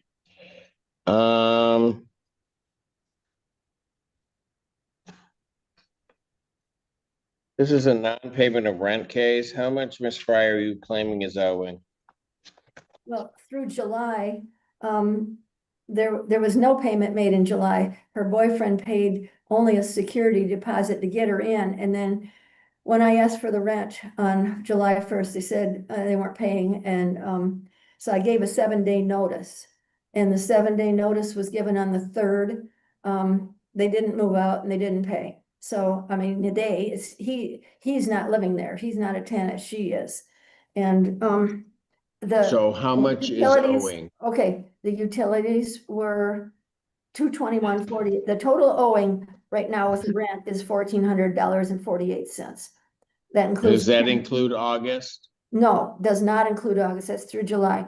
That's $1,050 rent for. But rent is due on the 1st of the month? Yes, What's the monthly rental rate? $1,050. They didn't pay July. He only paid a deposit in late June to get. I've heard it now for the 3rd time. So Sorry. right now, there's $24.98 owing. All right, ma'am. How are Yes, you sir. intending Yes, on Your Honor. how are you intending on getting that paid? Well, Your Honor, number one, I wasn't personally served. It was on my door. Literally, they taped it on my door, the notice, literally a week ago. I tried to obtain legal help. I have cancer that started in my brain and has spread. I'm legally blind. They told me I had a friend take me down there. They told me that they would get back to me to get me legal services to get me help. Okay, if Because- you want legal assistance, what I'm going to do is I will adjourn this to the 15th, my next available date, August 15th, 2025 at 12 noon. That's an I'm sorry. in-person proceeding. However, ma'am, if August- you supply to the court a Zoom request for your appearance, the court will strongly consider it given the circumstances you've relayed. Okay, Your Honor, August 15th, what time? I'm sorry. At 12 noon. I have a hard time reading and looking at. I'm legally blind, like I stated. Yeah, so that and another thing is when I moved in, I was unaware that there was a guy next door that she converted the attic into 3 bedrooms, and he bumps his music till 2, 3 in the morning, and I have cancer and I try to go to bed and it's hard. It's been really hard. Okay. So I But don't I know am that there's trying to much get, there, ma'am. I don't know that yeah, there's much I'm gonna be able to do about that now. We'll have to probably deal with that issue at the next hearing, if we can. Okay? yes, Your Honor. You know, I can do that on Zoom because I don't drive. I'm legally blind. As I indicated, if you supply a Zoom request form, we will strongly consider it and likely have you appear via How do Zoom I? based on what you've said. Yes, Okay? Your Honor. How do I do that? How do I apply for it? I'll tell you what, given your circumstances, Miss Wen, I will approve it now so you can appear via Zoom. Okay?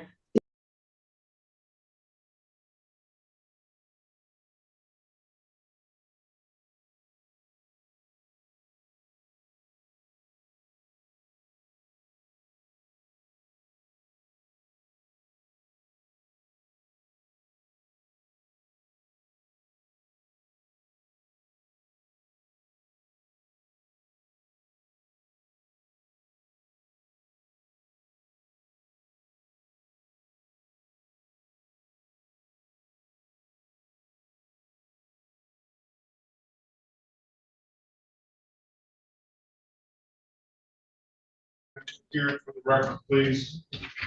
My name is Neil Brand on behalf of Cesar Lopez. Mr. And your client, I'm gonna waive your client's presence. You indicated to the court that the client is being detained by ICE. So I'll waive the presence. Officer,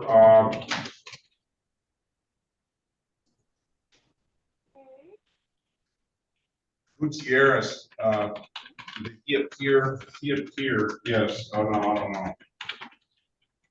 Anyway, he got to the city attorney and said he had no recollection.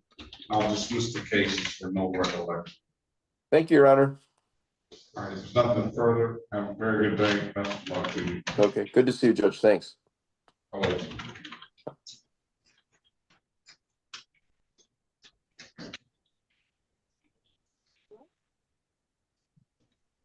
Mr. Gibbs is ready. Mr. Gibbs is ready? Correct. Yes, sir. All right, let's go back on the record with Mr. Michael Gibbs. Yes. Mr. Gibbs, I've given you an opportunity to speak to counsel. Counsel, what's your client want to do? Your Honor, we did have negotiations with the city attorney. The lead charge is being amended to allowing an unlicensed driver to drive. Second count's being dismissed. My client's waiving his rights, asking the court to adopt that. All right, you want to take the deal, Mr. Gibbs? Yes, sir. Can you raise your right hand, please? You swear or affirm to tell the truth, whole truth, and nothing but the truth? Do you swear or affirm to tell the truth, whole truth, and nothing but the truth? Yes. All right, you can put your hand down. Officer Brown, good morning to you. Can you state your name, badge number, and department for the record, please? Officer Melvin Brown, badge 1586, Detroit Police Department. All right, good morning to you. Good morning. Mr. Gibbs, do you understand the maximum possible penalty for this offense is 93 days in jail and or $500 in fines? Mr. Gibbs? Yes. Do you understand the maximum possible penalty for this offense is 93 days in jail and or $500 in fines? Yes. Do you understand that you have an absolute right to a trial? Yes. Ms. Soroki went over your other advice of rights in the breakout room, did she not? Okay. I'm asking you. Yes. Ms. Soroki, did she go over your other advice of rights? Yes, she did.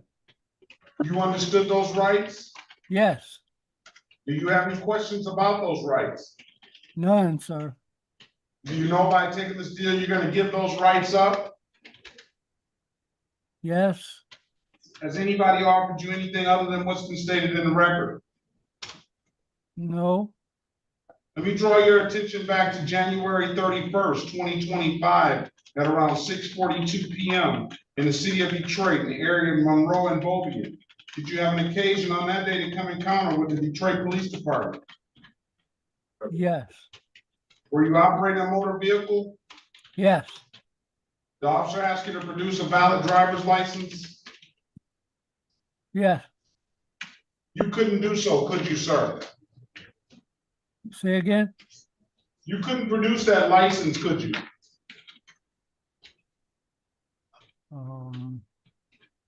Not sure. Mr. Gibbs, Yes, did you give the officer a valid driver's license that day? I did not. Why is that? I did not have one in my possession. Thank you. I find your client guilty of the amended count of allowing. It'll be a $240 fine. I'll dismiss upon payment with, in stipulation of probable cause. Counsel, I'll dismiss the other matter now. No stipulated. All right, $240, Mr. Gibbs. When can you pay it?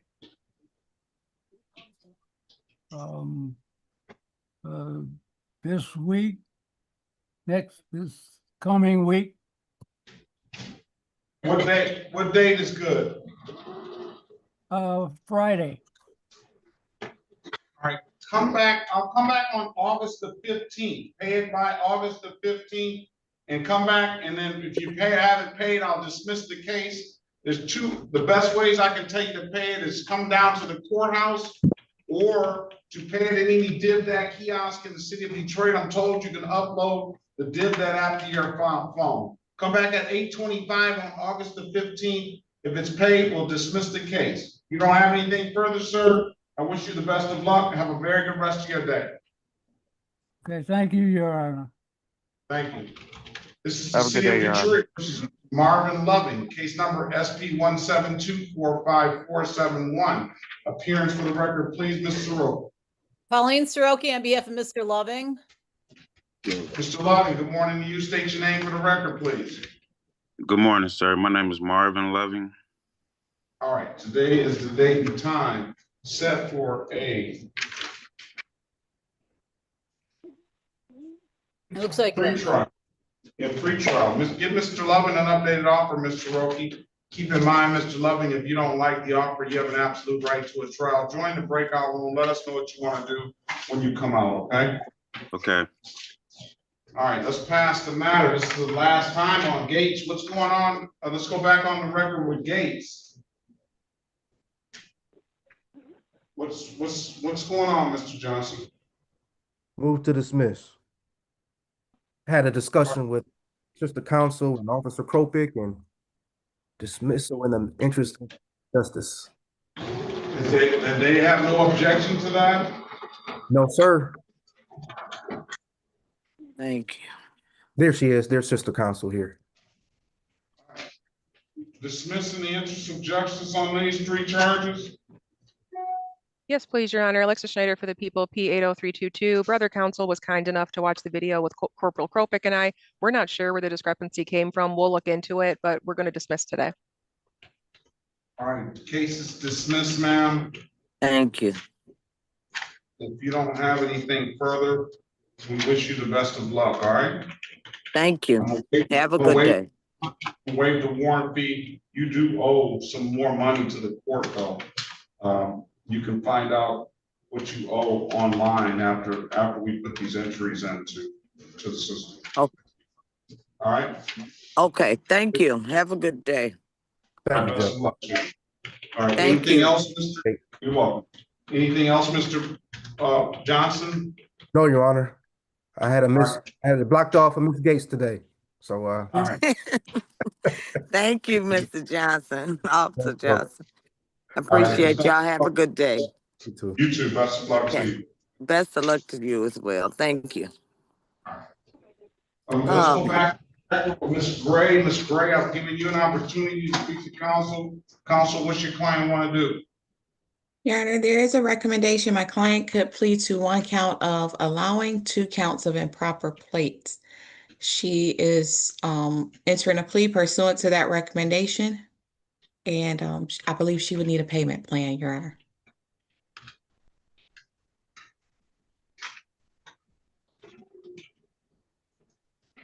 You want to take the deal, Ms. Gray?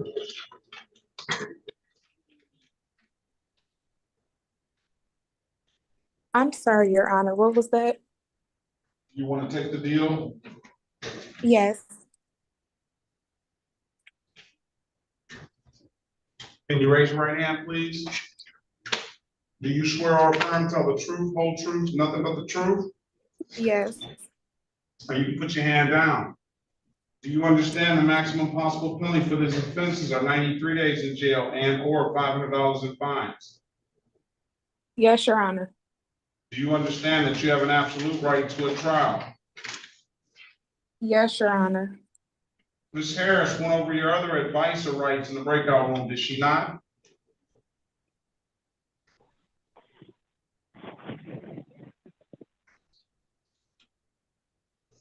Ms. Gray, did Ms. Harris go over your other advice or rights? Yes, Your Honor. You understood those rights? Yes, Your Honor. You have any questions about those rights? No, Your Honor. You know, by taking the deal, you're gonna give those rights up? Correct. Has anybody offered you anything other than what's been stated in the record? No. Let me draw your attention back to June the 26th, 2022, at around 8:30 a.m. in the city of Detroit, in the area of Joy and Hayden. Did you have an occasion on that day to come encounter with the Detroit Police Department? Yes, Your Honor. Were you operating a motor vehicle? Yes, Your Honor. The officer asked you to produce, was this your 2012 Cadillac? Yes. Did the officer ask you to produce valid insurance? No. All right. Did the officer ask you to produce valid registration? No. Did the officer ask you to produce a valid driver's license, ma'am? Yes. Could you do that? No, Your Honor. And you were operating this motor vehicle, correct? Yes, Your Honor. And did you have valid insurance and registration at that time, ma'am? No, Your Honor. I've been fighting to get my driver's license back. So that's why I didn't have the proper documentation for the vehicle or a valid driver's license. Very well. I'm gonna find your client guilty of the amended count of allowing for the driver while license revoked, amended count of improper plate for the no insurance, and amended count of improper plate for the no registration. I'm only gonna fine you for 2 of these, ma'am. Thank you, Your Honor. $240 a piece, that's $480. I will dismiss upon payment. And you need to get into a payment plan, correct? Correct. All right, so what I'm gonna do is I'm gonna give you until September the 2nd to either pay it off and stipulate the probable cause. I'll dismiss the other matters. So stipulated, Your Honor. There was a question for the court in the chat.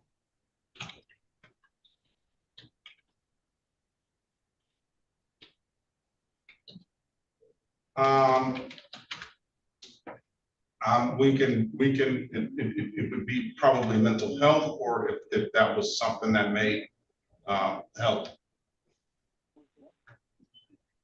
You want to speak to somebody, ma'am? At this point, probably no. No, Your Honor. I don't know. I'd have to look up and see if there's any other programs. Okay, thank you. All right, so we'll make a call. Okay. All right, so what I'm gonna do, I'm gonna mark the file, come back on September the 2nd, 2025 at 8:25. I'm gonna mark the file allowed payment plan. So either do one of two things, either pay it, you can pay it at any DivDat kiosk in the city of Detroit. I'm told you can upload the DivDat app to your phone, or you can come on down to the courthouse and pay it in person. Those are the two best ways I can tell you to pay it. Or come on down to the court before September the 2nd and get into a payment plan. All right, I'll mark the file allowed payment plan. Let's see. Go back to Let's see if 36th District. yes, at the 36th district. Okay. All right. Do you want us to see if we can have any programs down here for you? Sure, Your Honor. All right. We're calling right now. Just sit tight, please. Alrighty. They say eBay domestic violence intervention. All right. I have a telephone number you can call, ma'am. Okay. I'm ready for that telephone number. 864-8205. This is for eBay. 864-88205. No, it's 864-8205. You hear that? 864-8205? Correct. Yes. 864-8205. That's eBay. They have a program. Okay. Oh, that's this. All right. That's a 313 area code, correct? Yes, I'm sorry. Okay, thank you. All right, Ms. Gray, I wish you the best of luck. We'll be praying for you that you get the help that you need, and best of luck to you. I'll see you back on September the 2nd, okay? Alrighty, thank you, Your Honor. Thank you. Ms. Harris, bye-bye. Ms. Harris, this is the city of Detroit versus Kimberly Ledbetter, case number SB 168-01411. Appearance for the record, please. Hi, Your Honor. Chair Harris, on behalf of the defendant, please state your name. Kimberly Ledbetter. Hello, Ms. Ledbetter. Day is the date and time set for a pre-trial. There are two off-docket matters. I don't have an issue with setting them aside, allow Ms. Ledbetter to be heard. That's a no insurance proof and an expired plate. The issue is the no insurance proof. It's a $288 fine on it. So I would allow Ms. Ledbetter to pay her reinstatement fee up front, and she could potentially set herself up to get a license. At least she would have a valid, she would have clearances here. I don't know what her license looks like in another jurisdiction. So Ms. Ledbetter, go speak to Mrs. Harris in the breakout room. She's going to get you an updated offer. Keep in mind, if you don't like the offer, you have an absolute right to a trial, okay? Okay, thank you. Good morning, y'all. Who's that? Officer Shabazz? Yeah, your client, your defendant pled. I think you only have one, right? That's correct, Your Honor. All right, Officer Shabazz, I marked you on the file as appeared, so be safe out there. Have a very good day. You have a great weekend. You as well. Are we ready on it? Let's go back on the record with Mr. Loving. Mr. Loving, I've given you an opportunity to speak to counsel. Counsel, your client wants a trial date? Your Honor, that's correct, Your Honor. All right. All right, Mr. Loving, that's what you want to do? Yes, sir. All right, take trial is on September the, strike that, November, August the 28th, 2025 at 9 a.m. There's nothing further, Mr. Loving. Have a very good day. Best of luck to you, all right? You too. Thank you, sir. All right, thank you. Yeah. All right, Carla Gamboa. Yeah, I'm right here. Good morning to you, ma'am. Good morning. This is the City of Detroit versus Carla Gamboa, case number SP 1734663, counts 1 and counts 2, SP 1737768, counts 1 and counts 2. Appearance for the record, please. Your Honor, Pauline Soroki on behalf of Ms. Gamboa. Ms. Gamboa, state your name for the record, please. It's Carla Ornelas Gamboa. All right, good morning to you. Today is date and time set for a pre-trial. Ms. Soroki, give Ms. Gamboa an updated offer. Keep in mind, Ms. Gamboa, if you don't like the offer, you have an absolute right to a trial, okay? Okay, thank you.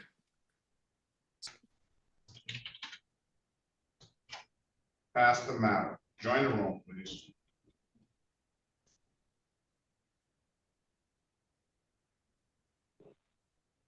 Who was that? Who was that that said that two officers said they dismissed?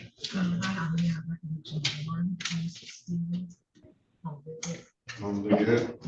Okay, look at it. Okay.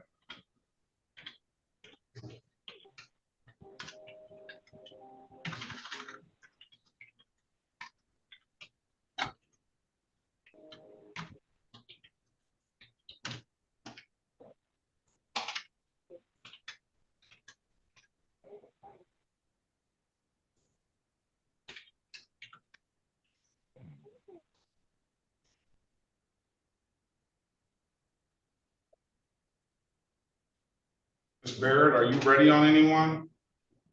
Yes, Judge. I'm ready on Pamela Owens, Judge. I need the discovery, so I need a bench trial date that gives me enough time to get it.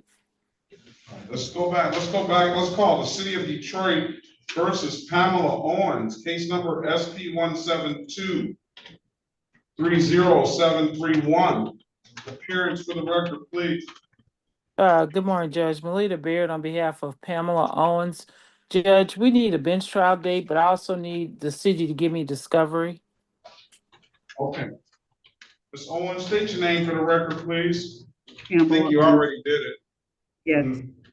All right, let's call the trial date for August the 28th, 2025 at 9 a.m., okay? Hold on one second, Judge. You said August 28th? Yep, 2025 at 9 a.m. 9 a.m. Okay, that's good. If there's nothing further, Ms. Owens, have a very good day. Best of luck to you, okay? You as well. Thank you so much, Your Honor. You're welcome. All right. Judge, who's next, Ms. Barrett? You have all these cases. I also have Stanley Longmire, but he's on the phone. He needs to come out that breakout room. All right, let's call it.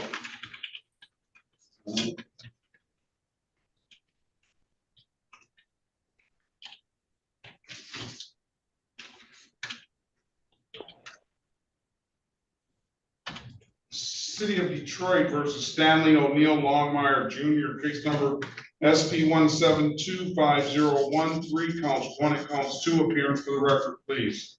Good morning, Melita Baird on behalf of Stanley Longmire. Judge, we need a bench trial date. I also need to have time to get the discovery on this matter. All right, trial date is going to be August 28th, 2025 at 9 a.m. Mr. Longmire, if there's nothing further, you have a very good day and best of luck to you. Thank you, sir. All right. Who do you have next, Ms. Blair? Judge, hold on one second. I also have Chanel Lee. Okay, are you ready on her? No, Judge, I need her to be put in a breakout room. I don't think she was put in a breakout room. And also, are you there, Ms. Lee? Yes, I'm here. Yes, I'm here. I'm gonna put you in breakout room 5. Wait on Miss Bear, okay? Okay. Judge, I also have Desiree Lee. I don't know if she checked in. I need her in the breakout room too. All right, I'm gonna put Miss Desiree Lee in 6. Okay. Okay. You're in 6, all right? Okay. All right. Thank you. Join the rooms, please. All right, we're back on the record with Ms. Gamboa. let's go back on the record with Ms. Gamboa. Ms. Gamboa, I've given you an opportunity to speak to counsel. Counsel, what does your client want to do?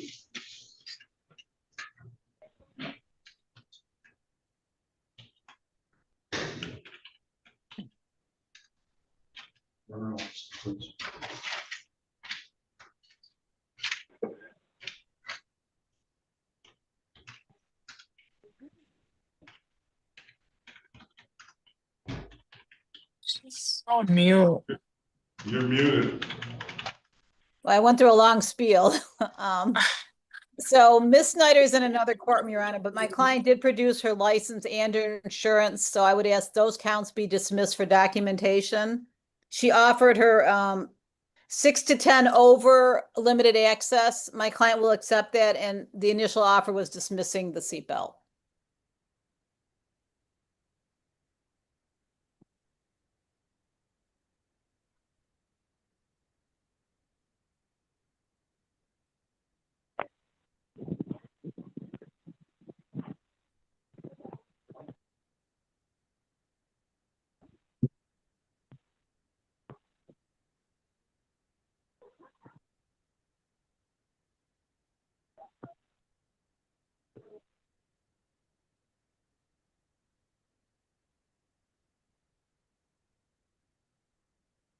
License. All right, license is valid. I'm gonna, you say 6 to 10, limited access or what? Correct.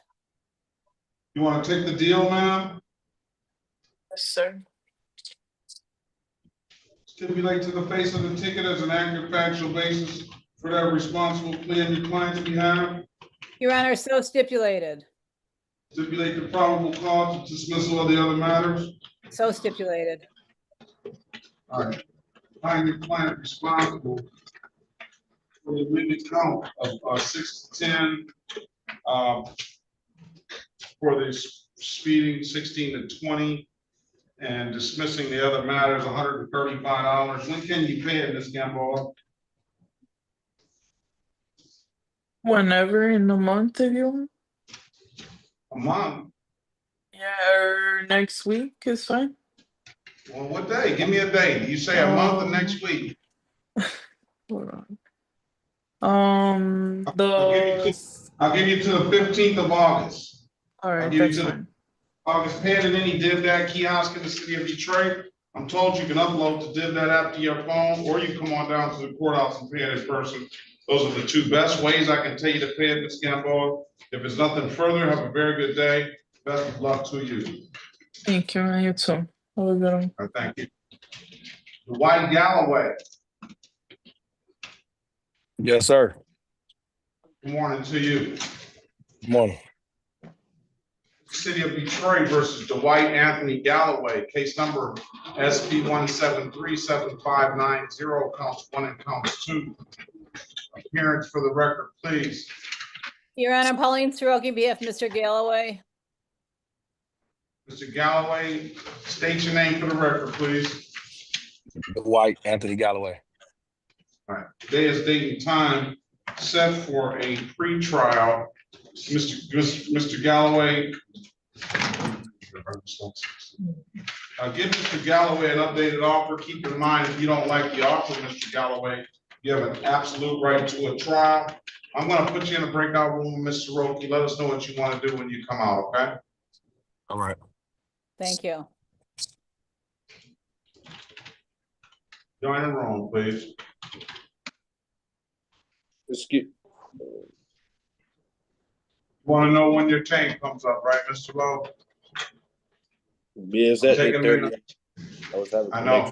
I know. I'm taking them in the order that everybody or most people are at 8:30. I'm taking them in the order that you came in the room. I've got the order listed, so that answers Ms. Gratzky's question too, right? Yep, I'm doing as best I can to get you out as fast and efficiently as possible. Ms. Barrett, what are we gonna do? Are we ready on Chanel Lee? Yes, Judge, that's gonna be a plea. City of Detroit versus Chanel Denise Lee, case numbers SP 172-76451, SP 172-76701, SP 172-76741. Appearance for the record, please. Good morning, Melita Baird on behalf of Chanel Lee. Judge, I had a chance to talk to the city attorney regarding Ms. Chanel Lee. And the plea offer was for her to plead to open alcohol passengers, 6-month delayed, and the balance of the tickets be dismissed.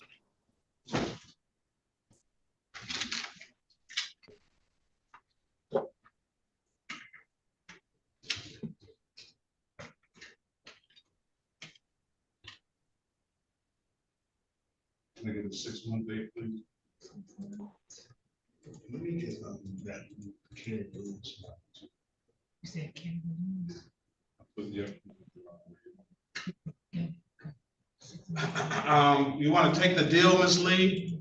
Yes, All right, can you raise your right hand, please? Do you swear or affirm to tell the truth, whole truth, nothing but the truth? yes, Or you can put your hand down. You understand the maximum possible penalty for this offense is 93 days in jail and or $500 in fines? yes, You understand that you have an absolute right to a trial? yes, Ms. Barrett went over your other advisor rights in the breakout room, did she not? yes, she did. And you understood those rights? Yes, Do you have any questions about those rights? no, Do you know by taking the deal, you're gonna give those rights up? yes, Has anybody offered you anything other than what's been stated in the record? no, Let me draw your attention back to May the 15th, 2025, around 10:38 p.m. in the city of Detroit, in the area of Clifford and Elizabeth Street. Did you have an occasion on that day to come in contact with the Yes. Detroit Police Department? yes, Were you operating, were you in a motor vehicle? yes, Did you have some alcohol in that motor vehicle? yes. And what kind of alcohol did you have? Don Julio. Everybody's got the Don Julio, don't they? That's some high dollar stuff there, I'll tell you that, right? That's top of the line. And was the bottle open now? Yes, And was there something in the bottle? yes, All right, find your client guilty of the as charged, open alcohol in the motor vehicle with the passenger, will stipulate the proper cause, will dismiss the other matter. So stipulated. All right. Review. It's gonna be a $240 fine. That's a couple of bottles, maybe only a couple of bottles of Don Julio. And what's the 6-month date, Ms. Maddox? 6-month date is going to be February the 2nd, 2026. February 2nd, 2026. Come back. Make sure it's paid by then. If you don't have any more of these type of allegations, pay it at any DivDat kiosk in the city of Detroit. I'm told you can upload that DivDat app to your phone, or come on down to the courthouse and pay it in person. Those are the two best ways I can tell you to pay it. If there's nothing further, ma'am, have a very good day. Best of luck to you. thank you. I thank you. Judge, did you have a C.K. Goins check in? Because I didn't see that person check in.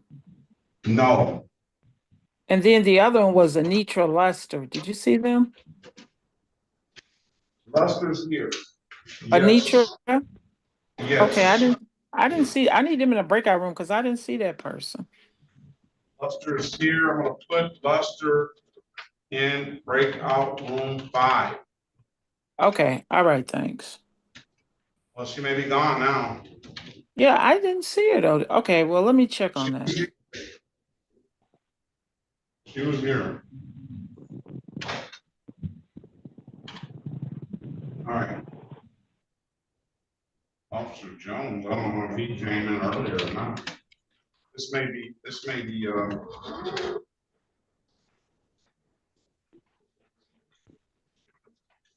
user. Good morning to you. Who are you, a Zoom user? Oh, low. Yes, how you doing? All right. What's your first name again? Michael. Michael Lowe. Yes.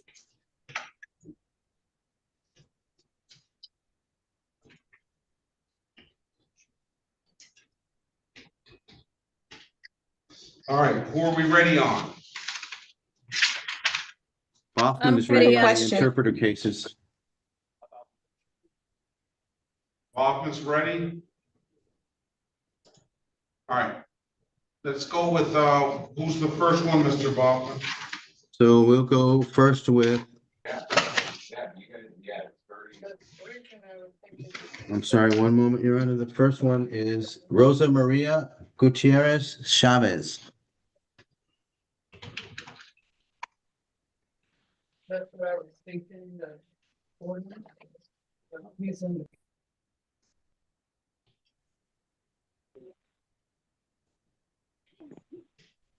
All right, Mr. Bob, are you there? All right, let's go.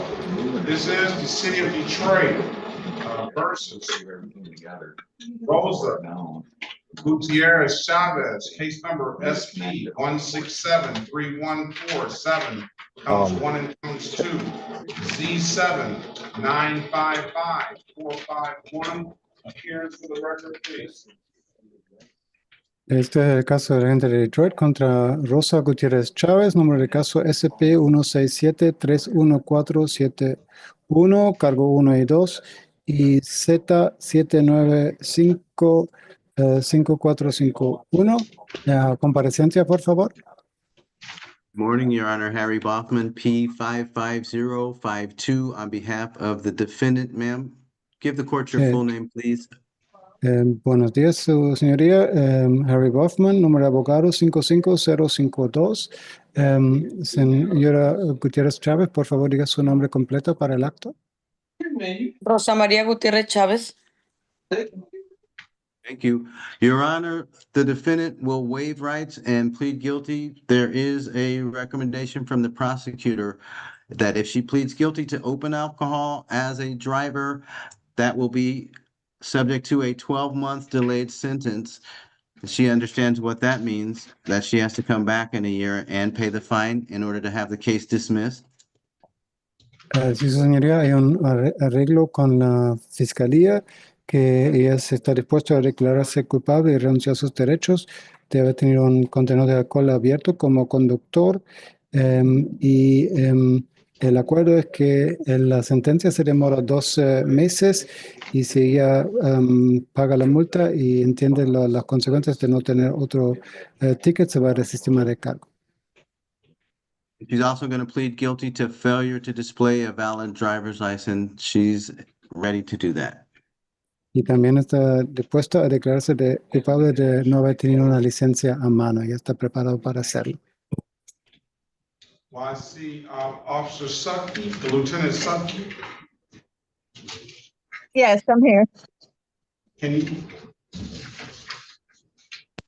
you state your name, badge number, and department for the record?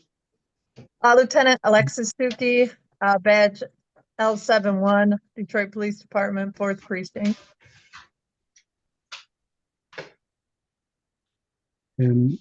Lieutenant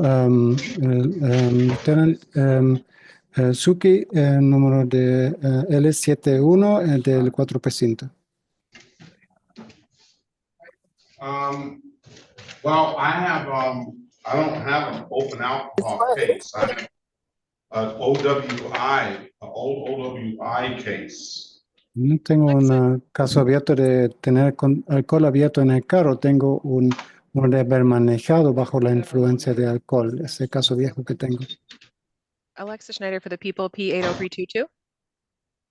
Alexa Schneider para la Fiscalía, número de abogado 80322. In light of the age of the ticket, Your Honor, my supervisor, Lieutenant Suki, and I have agreed to amend the OWI to the open alcohol driver.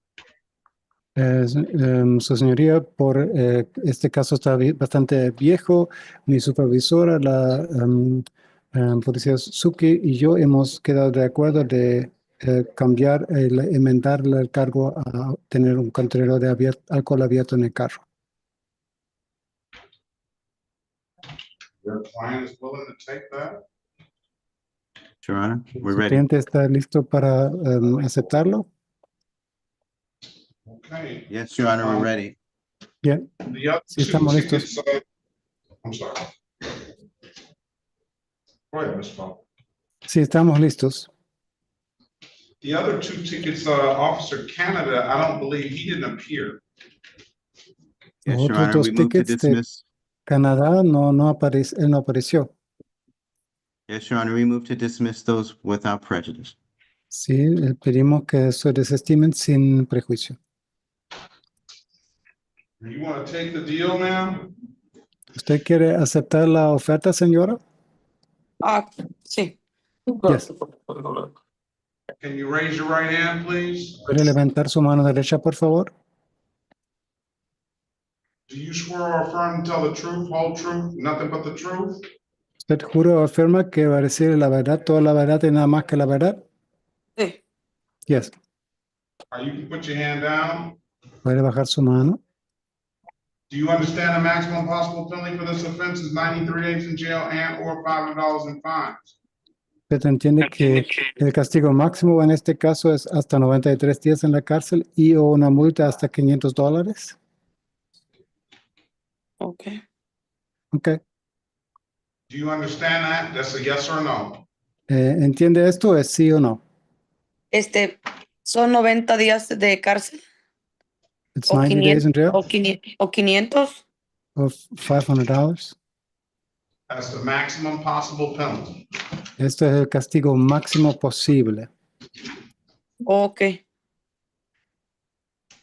Do you understand that, ma'am? ¿Entiende esto? Sí. Yes. Do you understand that you have an absolute right to a trial? ¿Usted entiende que tiene un derecho absoluto de avanzar esto a un juicio? Sí. Yes. Mr. Baughman went over your other advice or rights in the breakout room, did he not? El señor Baughman le advirtió de todos sus otros derechos en el cuarto privado, ¿no es cierto? Sí. Yes. You understood those rights? ¿Entendió estos derechos? Sí. Yes. Do you have any questions about those rights? ¿Tiene alguna pregunta sobre esos derechos? No. You know, by taking the deal, you're going to give those rights up? ¿Usted entiende? Al declararse culpable estaría renunciando a estos derechos. Okay.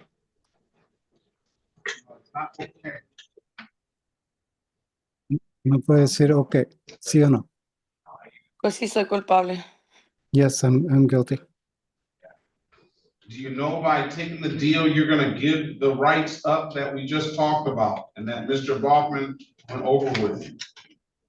¿Usted entiende que al declararse culpable usted está renunciando a los derechos que acabamos de repasar y que el señor Baughman le explicó? Sí, pues soy culpable. Yes, because I'm guilty.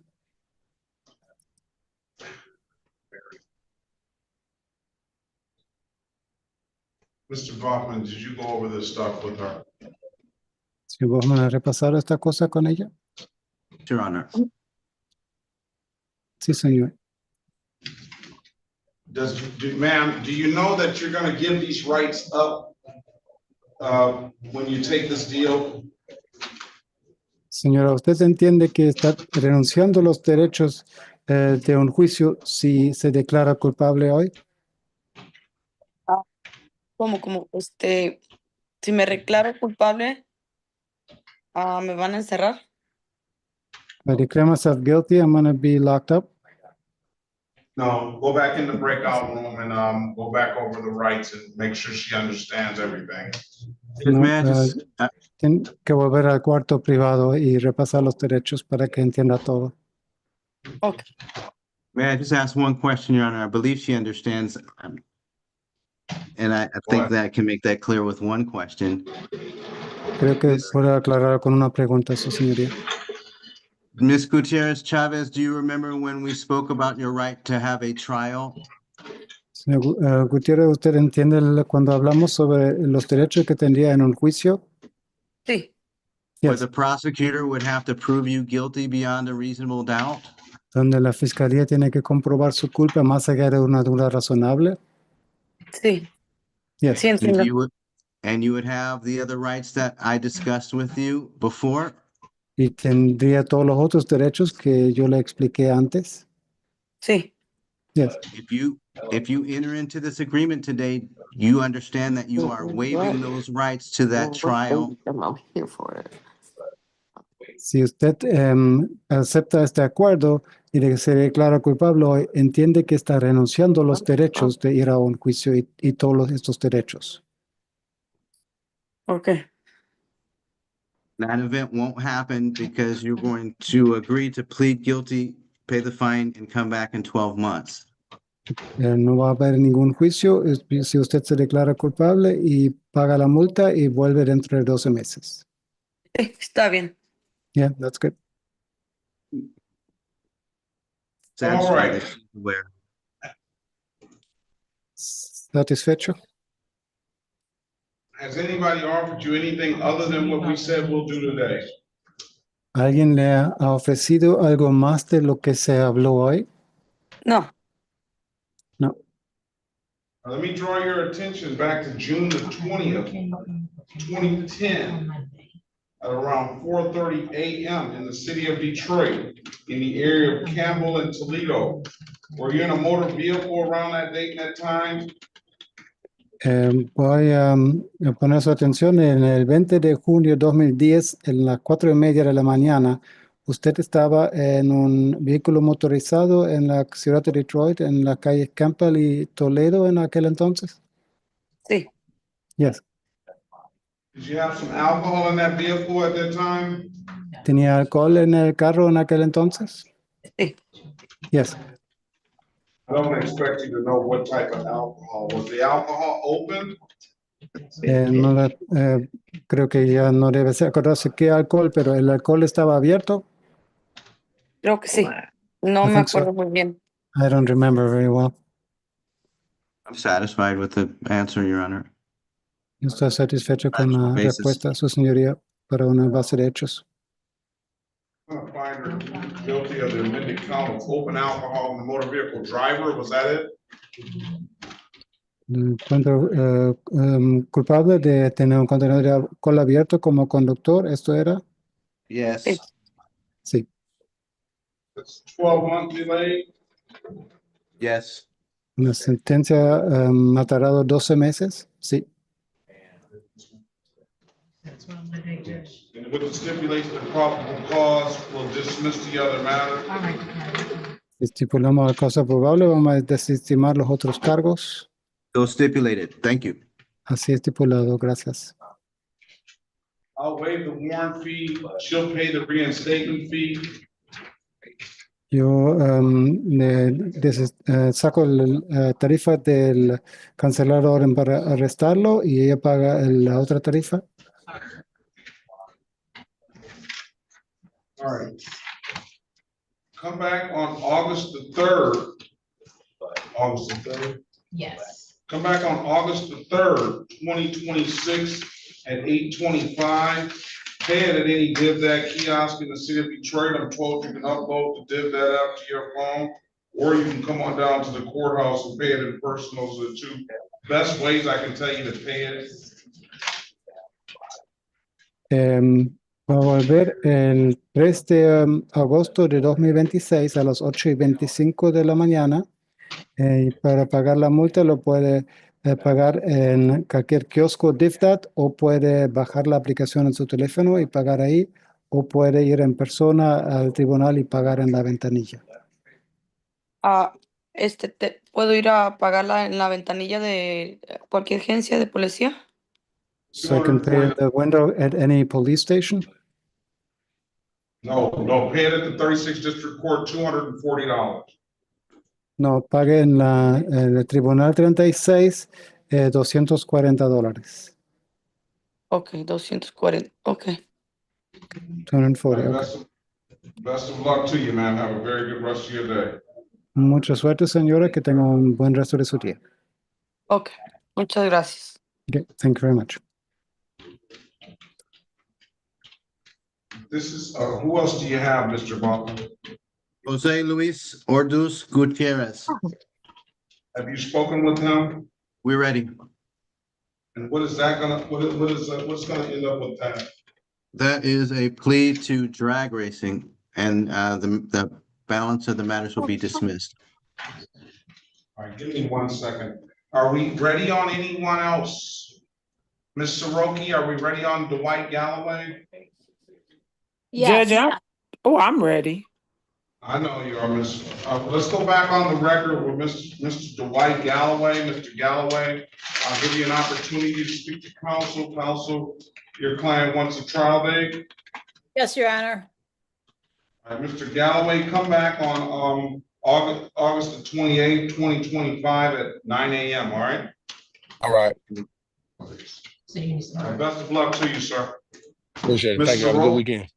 You as well. Ms. Soroki, this is the City of Detroit versus James Ezekiel Galvez, case number SP 1162374, counts 2 and counts 3. SP 1741399, counts 1 and counts 2. SP 1741931, and the State of Michigan versus James Ezekiel Galvez, case number SX 3386863. Appearance for the record, please. Your Honor, Pauline Soroki on behalf of Mr. Galvez. Is he here? Mr. Yes, Galvez. good morning. Good morning. Can you state your name for the record, please? James Galvez, Your Honor. All right, good morning to you. Turn your camera on. The day is the date and time set for a pre-trial. There was one off docket matter. We'll talk SX 3390156 against the record. We'll close that matter out. That's been paid.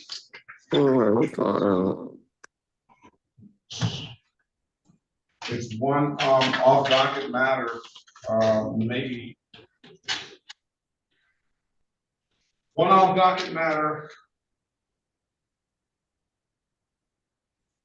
is that a state case of driving while licensed improper. All right, give Mr. Galvez an updated offer. Keep in mind, Mr. Galvez, if you don't like the offer, you have an absolute right to a trial. I'll give him a $0 bond on that and stand him. All right. Thank you. Join the room, please, Mr. Galvez, and let us know what you want to do when you come out. All right, let's pass the matter.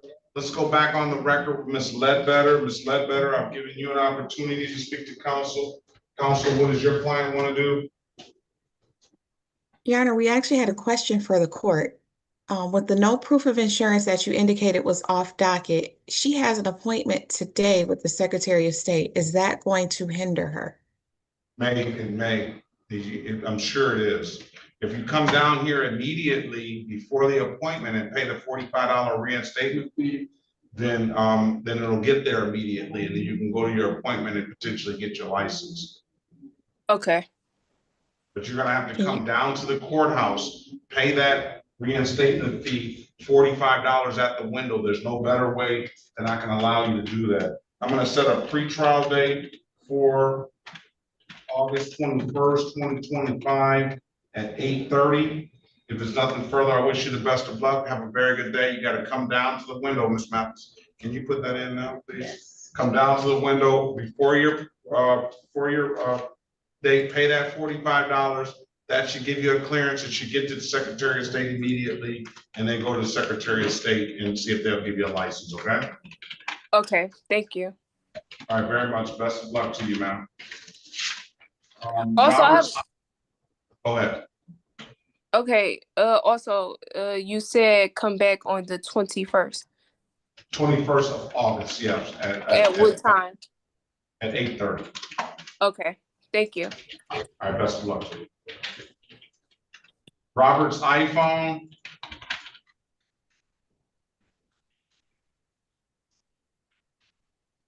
Robert's iPhone.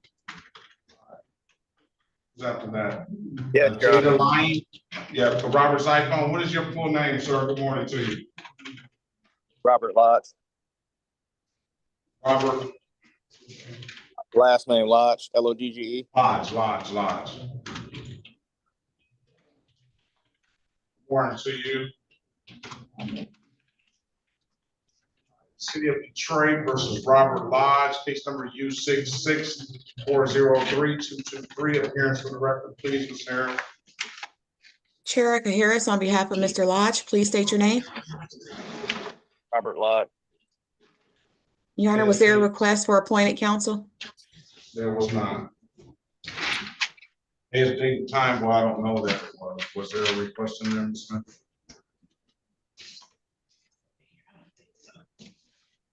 No. There's a date and time set for a pretrial. Give Mr. Lodge nothing to offer. Keep in mind, if you don't like the offer, Mr. Lodge, you have an absolute right to a trial. There is a ticket in here, and the ticket reads, did the unlawful disorderly conduct, advised to leave premises and refuse at 731 San Antoine Floods. So they say he wanted to continue partying and wouldn't leave. All right. So I'm going to put you in a breakout room, Mr. Lodge, with Ms. Harris. She's going to get you an updated offer. Keep in mind, you don't like the offer, you have an absolute right to a trial. Okay, thank you. It's the matter, Ms. Barrett. Yes, I'm here, Judge. Let's call the city of Detroit versus Desiree Lee. Case numbers SP 1507127, counts 1 and counts 2.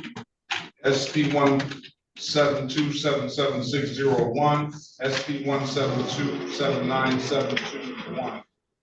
Appearance for the record, please.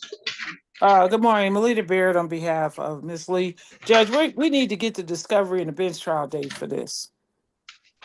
Bench trial is going to be on August the 28th, 2025 at 9 a.m. If there's nothing further, Ms. Lee, I wish you the best of luck. Have a very good rest of your day, okay? Thank you. All right, thanks. Bye-bye. You got anybody else, Ms. Barrett? No, that should be it. Thank you. Okay, very well. See you later. Mr. Hoffman, are we ready on?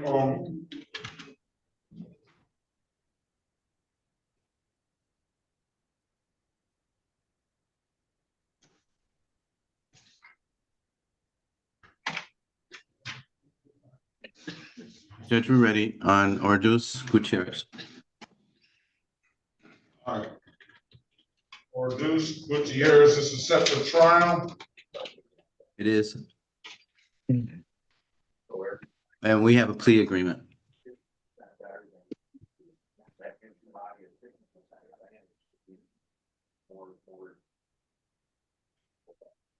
Viva. City of Detroit versus Gutierrez Orduz, case number SP 169-38132, SP 169-38133, counts 1 and counts 3, SP 169-38611. Appearance for the record, please. Morning, Harry Baughman, P55052 for the defendant. State your name for the record, please. Buenos días, Harry Baughman, número de abogado 55052. Señor, por favor, diga su nombre. José Luis Orduz Gutierrez. Judge, my client is advised and is aware of his rights. He's going to waive these rights today in order to plead guilty to 1 count of drag racing. Si mi cliente se ha vestido de sus derechos, conoce sus derechos y está preparado para renunciar sus derechos y declararse culpable para un cargo de aceleración a la carrera. All right, Officer Ozzie, good morning to you. Can you put your appearance on the record, please? Bien, oficial Ozzie, Yes, good morning, ¿puede Your Honor. dar su comparecencia, por favor? State your name, badge number, and department for the record, please. Diga su nombre, su número de identificación y su precinto.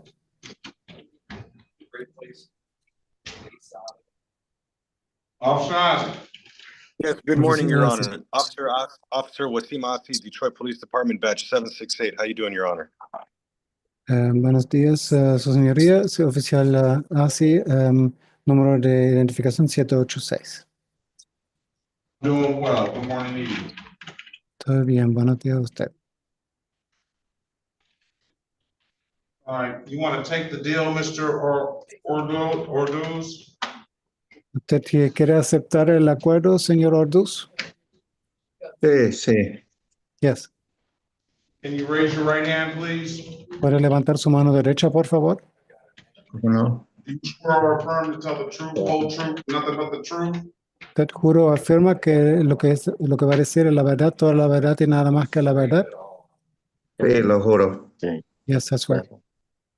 You can put your hand down. Okay, puede bajar su mano. You understand the maximum possible penalty for this offense is 93 days in jail and for $500 in fines? Usted entiende que el castigo máximo posible para este cargo sería 93 días en la cárcel y una multa hasta $500. Sí. Yes. You understand you have an absolute right to a trial? ¿Usted entiende que tiene un derecho absoluto de avanzar este asunto a un juicio? No, está bien. Yeah, no, it's okay. Do you understand that you have an absolute right to a trial? Yes or no? ¿Entiende que tiene el derecho absoluto de avanzar esto a un juicio, sí o no? No quiero juicio. No, no quiero juicio. I don't want a trial. Listen, who's in the background talking to you? ¿Quién está en el fondo hablando con usted? No, disculpe. Nada. I'm sorry. Who is in the background talking to you? ¿Quién está hablando ahí en el fondo con usted? No, que tengo a mi hermana aquí, porque a veces yo no escucho bien y ella me ayuda. And my sister is here because I don't hear very well, so she can help me. All right, your sister can't answer the questions for you. Su hermana no puede contestar la pregunta para usted. Ok, gracias, disculpe. Okay, thank you, I'm sorry. If you can't hear, then you need to ask, repeat it, or speak up. Si no lo puede escuchar, le podemos repetir o nos tiene que decir que hablemos más fuerte. Ya, déjeme subir un poquito más aquí ya. Okay, yeah, we'll turn up the volume a little. Ya. Y disculpe, pasa que mi teléfono no es muy avanzado. Yeah, sorry, my phone is a little outdated. All right. Do you understand that the maximum possible penalty for this offense is 93 days in jail and or $500 in fines? Entiende que el castigo máximo posible para este cargo es de hasta 93 días en la cárcel y o una multa hasta $500. Sí. Yes. Do you understand that you have an absolute right to a trial? Entiende que tiene el derecho absoluto de avanzar esto a un juicio. No quiero juicio. No, I don't want a trial. Go back in the breakout room, Mr. Bachman. He's got to understand what's going on, or get him an advice or rights form in Spanish. Okay. Tiene que volver al cuarto privado, señor Buffman, para que entienda sus derechos o den el formulario de advertencia de sus derechos en español. Okay, gracias. Just to finish one question. And I know Let's I go asked back one in the one. breakout room, because the one question last time you asked about 4 or 5. Yes. Vayan al cuarto privado. All right. You can take him to the breakout room with Mr. Bachman. All right, let's pass the matter. Let's go back on the record with Mr. Lodge. Mr. Lodge, I've given you an opportunity to speak to counsel. Counsel, what's your client want to do? Your Honor, my client is respectfully requesting the appointment of counsel and a trial date.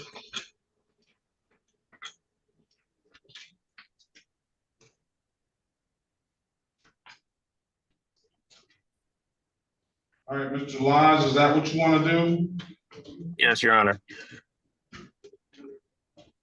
I'm going to set a pre-trial date so that we can make sure that appointed counsel has contacted you.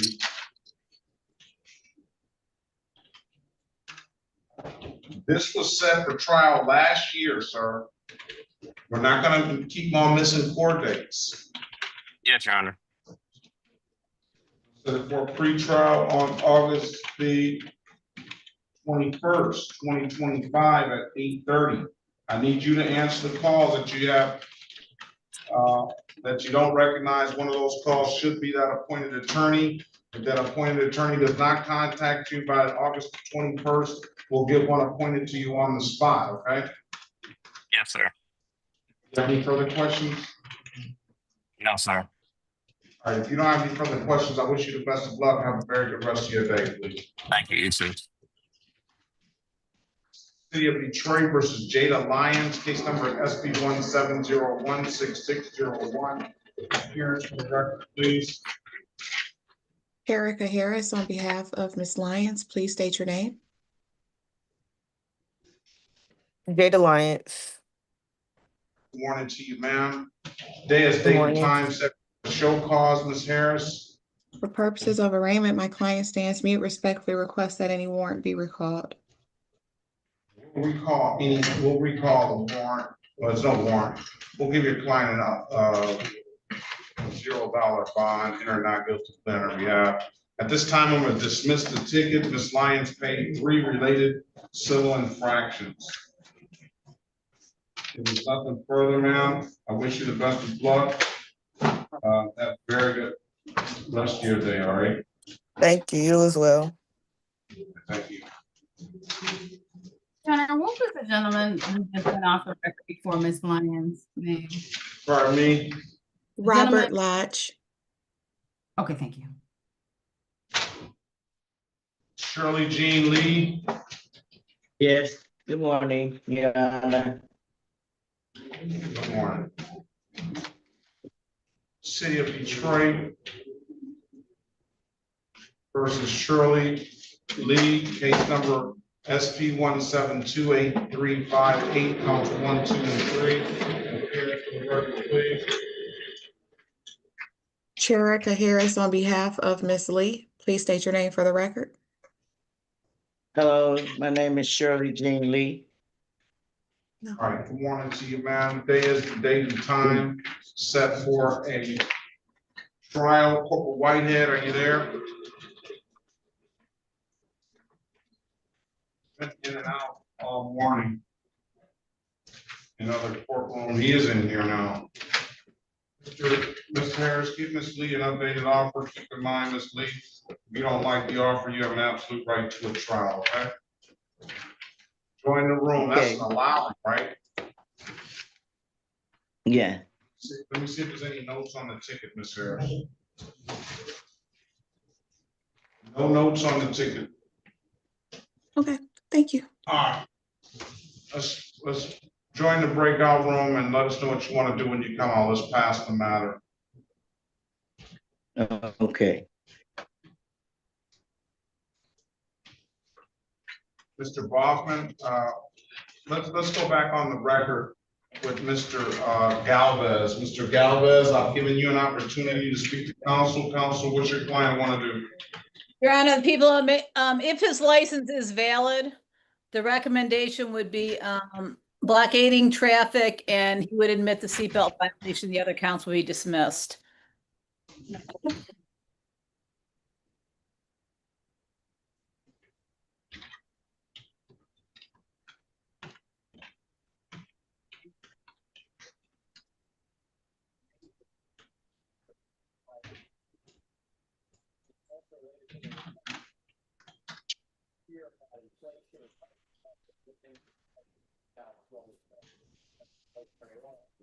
Some of those officers, Miss Schneider, here, I can't pull them out of the room. Tyson, Officer Tyson, Christina Gilmore fled. I got your file marked. Good morning, Your Honor. Be safe, too. Be safe. Thank you, you too.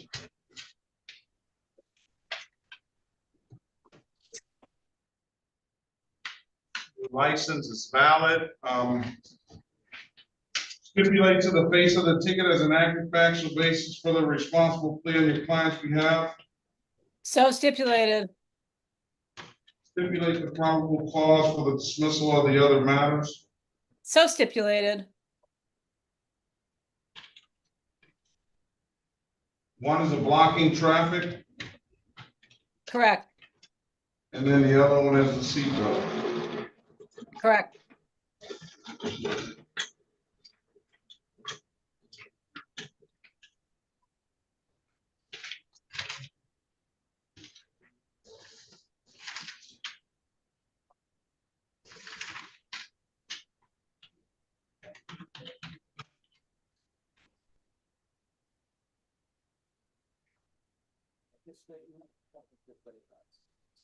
All right, with those stipulations, I'll find you responsible for the amended count of blocking traffic for the failure to disregard the red signal and as charged to the seatbelt of 175 and 120.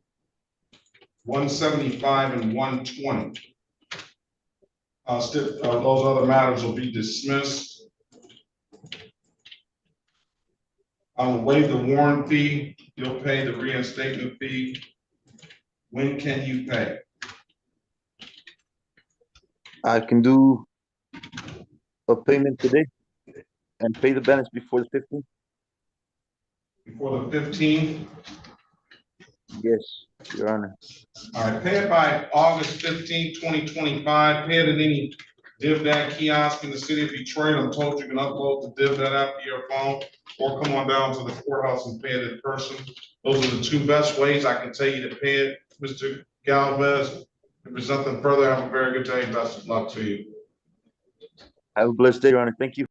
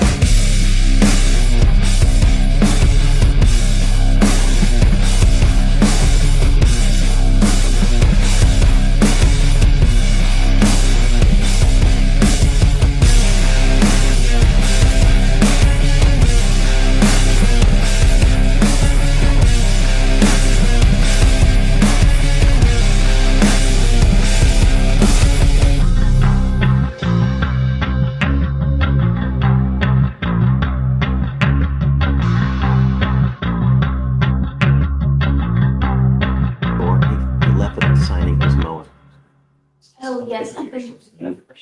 Please.